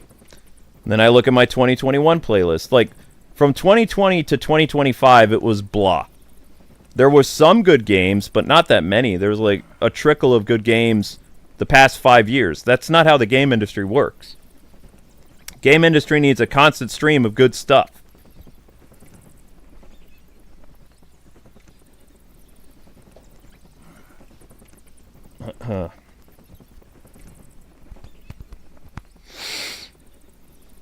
It was 40 years? I don't remember. I'm not as religious as my wife is. My wife is super religious. I'm not. I've been beaten down so much that I blame God for so many things. And I hate when Christians, like... Well, I don't hate Christians, but I get really annoyed when people say, hey, all this stuff that happened to you, God won't give you more than you can handle. It's like, I had a heart attack this year.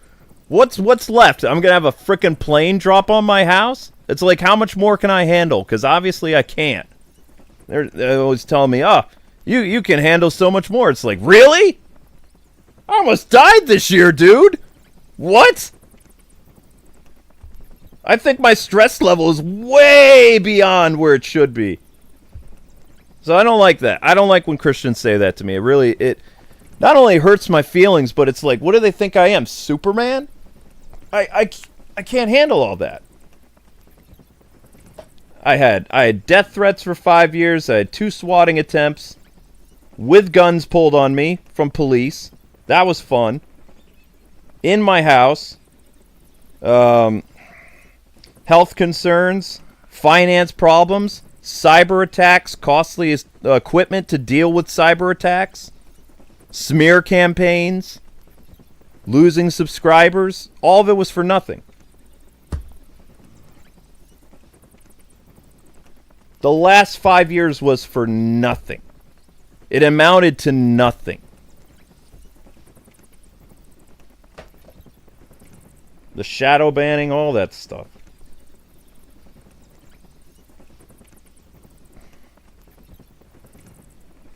Too many trials and tribulations. Like an anime arc? I don't see it that way. Yeah, it's going to be anime arc where Luke becomes an atheist. That's what it feels like is happening, because I'm just getting... It's just too much. I'm literally like at my rope's end. Like I don't I just pray for me or whatever. It's the Luke's villain arc starts next. Yeah, all this stuff that happened to me, I end up becoming Hal Jordan Phalanx. I remember what they did. Now I'm the villain. I go after them for 5 years. I don't know. I wouldn't do that. It's a waste of money and time. I don't really think that saying is biblical, to be honest. God let Job go through a lot of stuff. Yeah, I know. But I'm not Job. I'm just some idiot online. I serve no purpose other than doing gaming stuff. Like, I don't have any grand purpose. I don't think so.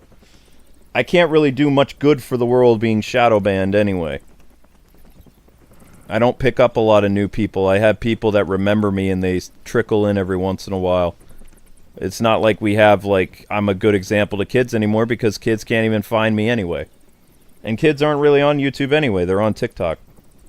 I always made a channel that was for gamers, but, you know, my audience all grew up. They got kids.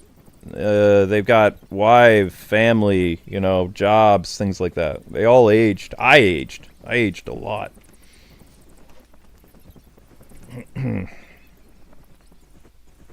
You're the amazing gamer. I'm the grumpy gamer.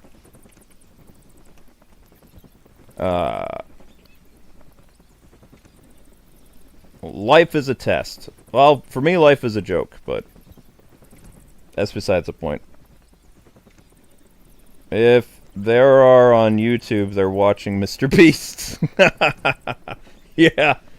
Which is funny. That guy should get sued because he has, like, very clickbaity thumbnails that are targeting kids. And yet I was the one that was audited by the FTC. Isn't that crazy? I got audited. And Mr. Beast purposely makes, like, thumbnails that attract children. Nothing happens to him. It's just funny how that works. Anyway, any more Lego Batman questions? You are the constant source of joy and comfort to me. I mean, have you listened to my streams the past couple years? I'm whiny, I'm complainy, I'm angry. I swear once in a while. I don't see how I could fill anybody's life with joy nowadays. Myself from 5 years ago would have kicked my ass today. Be like, what are you doing? You're nothing like how you were. And I would tell him, hey, after what I've been through, what you're going to go through, you'll be me 5 years from now. Probably. Although, I do think that I'm going to get better because I don't feel like there's a war in the game industry anymore. I feel like, you know, it's over. So now it's like, I have to be that guy that doesn't bring it up that much anymore. That's going to be my job the next 2 years, is not to talk about it as much. Because it's like, I lived it and I fought that war, but I have to, like, you know, people won't know what I'm talking about in the next year or two. So I have to slowly move away from that. Like it never happened. Do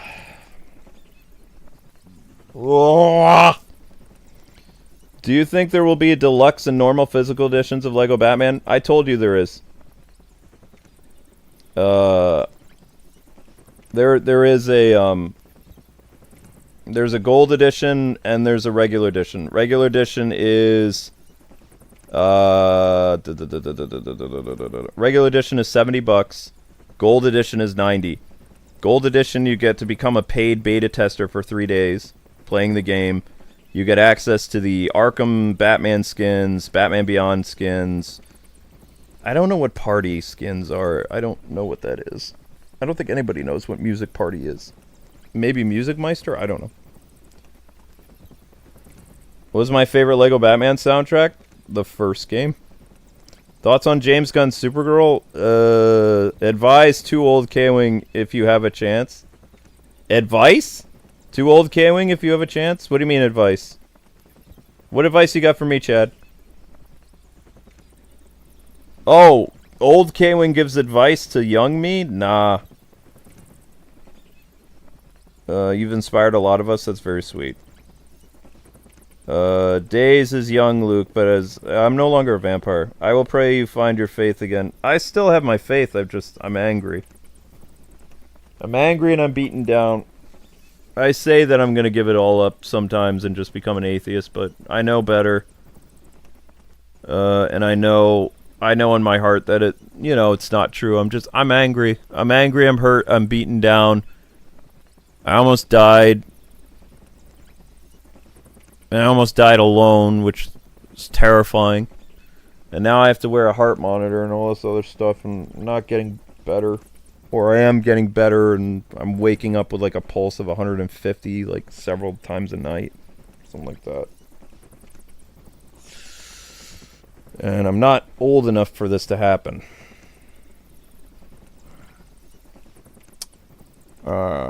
Maybe the party DLC is the Prince music. That's interesting. But that would be a copyright nightmare. The party man, tell you what his name is. You have helped through moments I thought my life was over. Well, you're down but not out. I pull myself up whenever I get knocked down.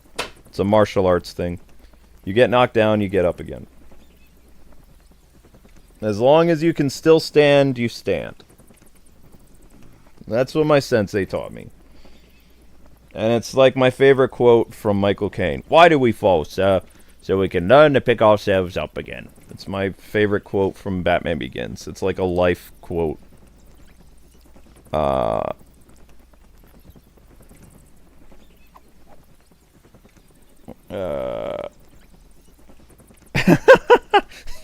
He was in his 50s. Well, I'm not in my 50s yet. We have time.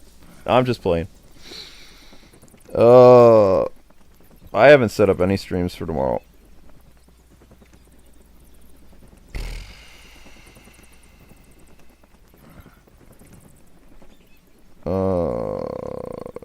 We are here for you guys. You're here for me when I do my Batman stuff. Yeah, you guys made it so I didn't have to stream that long, and then I just ended up talking. Get knocked down, give the world the finger, and tell it where to get off. No, I don't do that. Do you recommend the new Steam machine? I'm gonna get the Steam machine. I think that's cool. I have to do a lot of work to get my Steam Deck to be on TV for you guys. Like, it's a lot of work for this thing to... The Steam Deck might make my life easier for doing PC stuff, too. I don't know. It all depends on the cost. If it's $1,000, my wife's not going to let me do it.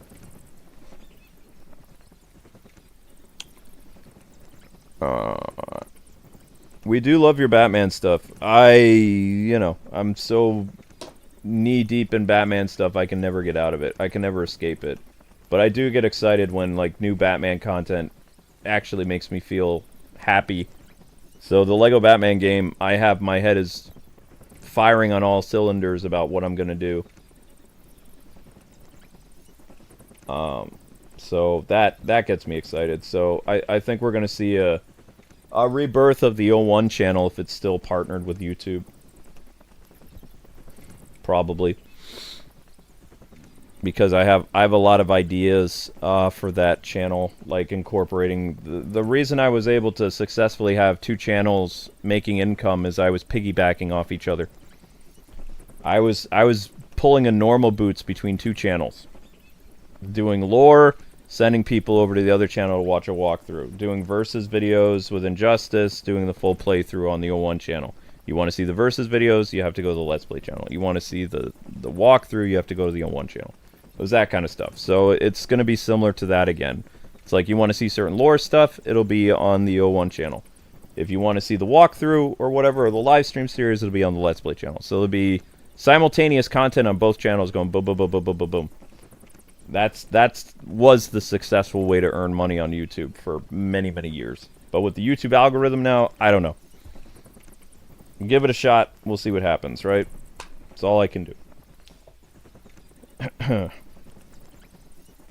Rebirth of the 01 channel? Maybe. PlayStation isn't that cool anymore. I like my PlayStation. I use it. Mostly. I've watched you since I was a kid, and you guys have been a constant comfort for me and so many. I pray you know how many of us you've made happy. I know there's a lot of you guys that, you know, still like me, but it also hurts that there's like at least 1,000 people that turned into Joker that were part of our community and plotted my demise. That hurts. Ugh. But like I said, I have to stop talking about that stuff because it doesn't matter anymore. None of it matters. I'm not a political channel, so the game industry is moving on, so I need to move on. Because I'm like a you know what I feel like? I'm gonna do an anime quote or anime reference. I feel like the Gundam pilots from Gundam Wing. The war is over. I still have all this energy and anger, and I have no one to fight. Like I'm a soldier without a battle to go to. And I have to learn to deal with that. And I don't want the war to start again, right? I want the game industry to heal. But it's like, I don't feel vindicated. I didn't get my revenge. I didn't get... Any of the things that I wanted to have happen didn't happen. And I just have to let it go. And I don't want to. Because I was actually impacted by it for years. Unlike most YouTubers. That's just frustrating.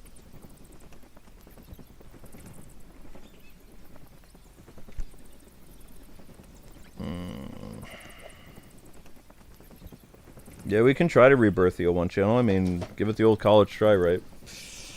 Alright, I think we're done with Lego Batman stuff for today. So, recap. Saturday, there'll be a Lego Batman video on noon. On noon? At noon? At noon. At noon, there'll be a Lego Batman news video that'll take all this stuff with fancy pictures and still images, talking about the Batman news, and maybe there'll be some more Batman news they drop tomorrow. I mean today. Today's Friday, right? Yeah. So today. That video will be about 10 minutes long, and I'm going to try to do a Lego Batman news video updates as a plug for shorts on the O1 channel, because I am able to upload shorts on the O1 channel. So I want to try to do that. I want to try to start doing something to get that channel somewhat active for when I like really start to use the defibrillator on it in May. But I don't have time to do the playthrough of Arkham Knight anymore on the O1 channel. That's kind of how I got sick to begin with, is I was pushing myself too hard. I would stream for 12 hours on this channel, and then I would stay up another 2 or 3 hours recording content for the O1 channel.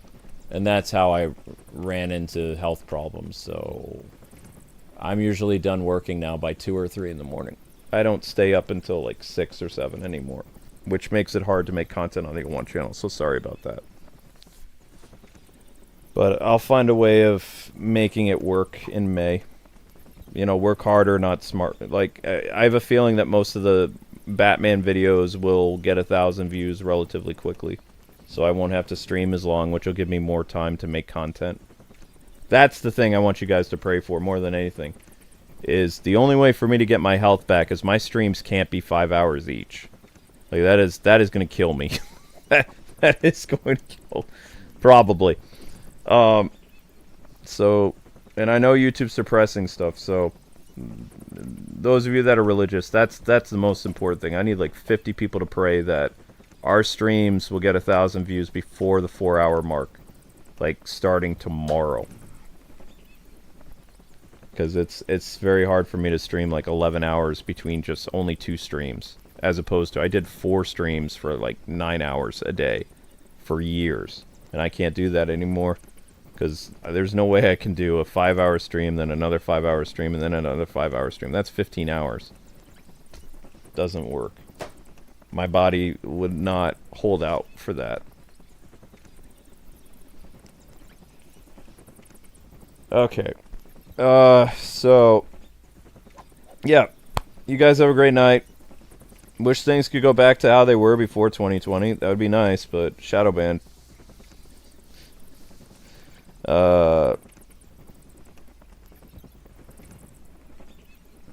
You don't understand why people did what they did.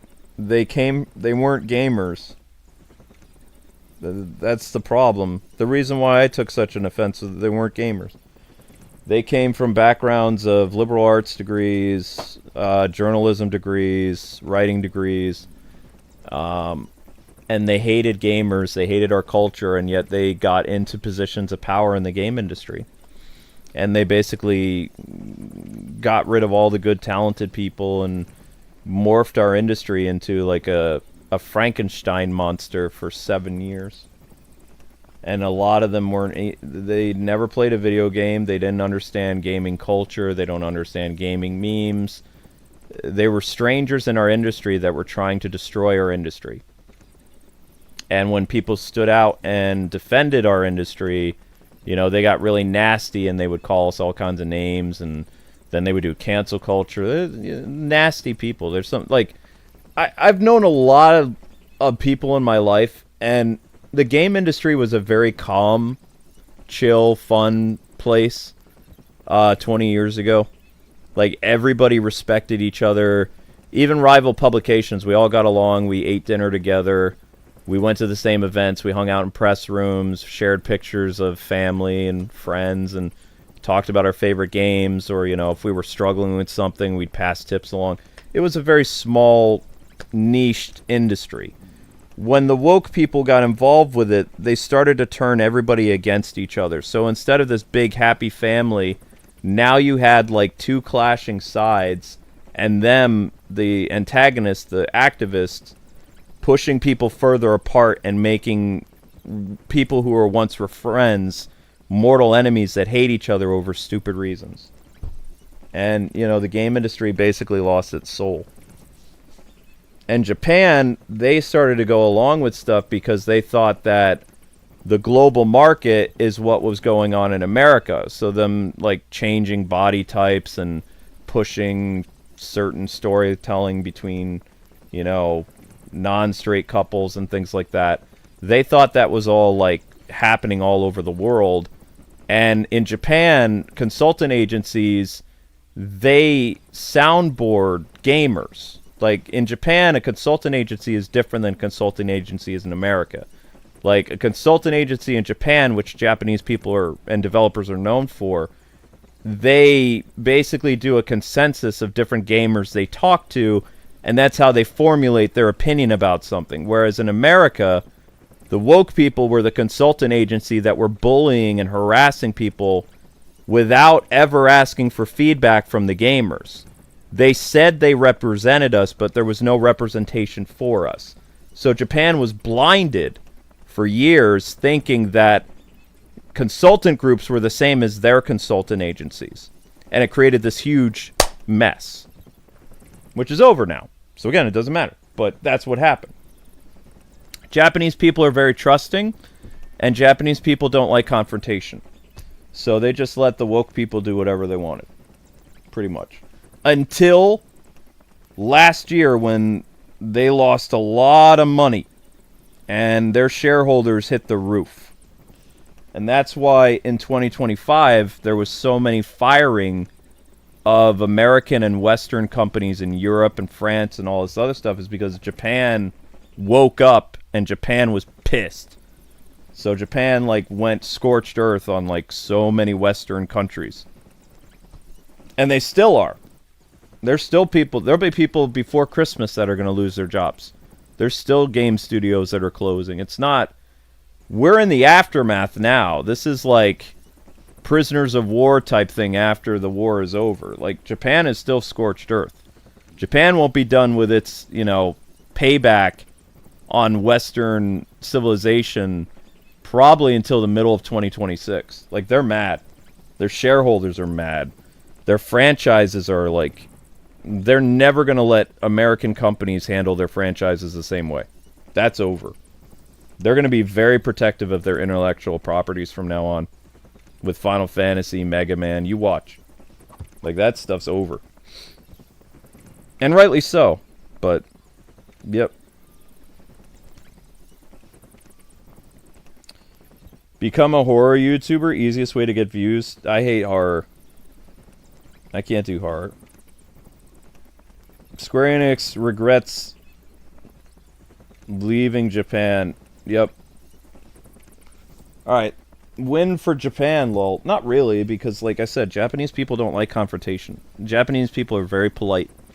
I know a lot of Japanese game developers and content creators, and it's a night and day difference talking to them compared to talking to Americans. No offense. But they're very, very, very polite, and when they get offended, it's we would not see it as rude, but, you know, even raising your voice a certain way is considered rude in Japan. So there's a whole different way of talking to people. And we don't do that. But yeah, I'm gonna go. Your streams tomorrow will be more Wario. Is tomorrow Rogue? Tomorrow's Rogue and Marvel Rivals, isn't it? Yeah, it is. So yeah, we'll do that. Okay, cool. All right, guys. You're awesome. Have a great night. I hope you guys enjoyed the Game Awards. And look for the Lego Batman video on Saturday. Take care. God bless. Happy gaming. I'm out.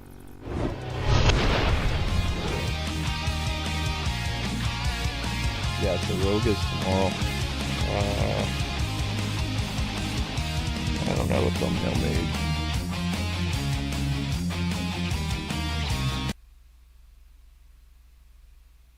Sleep well. Oh, I have to make a thumbnail yet.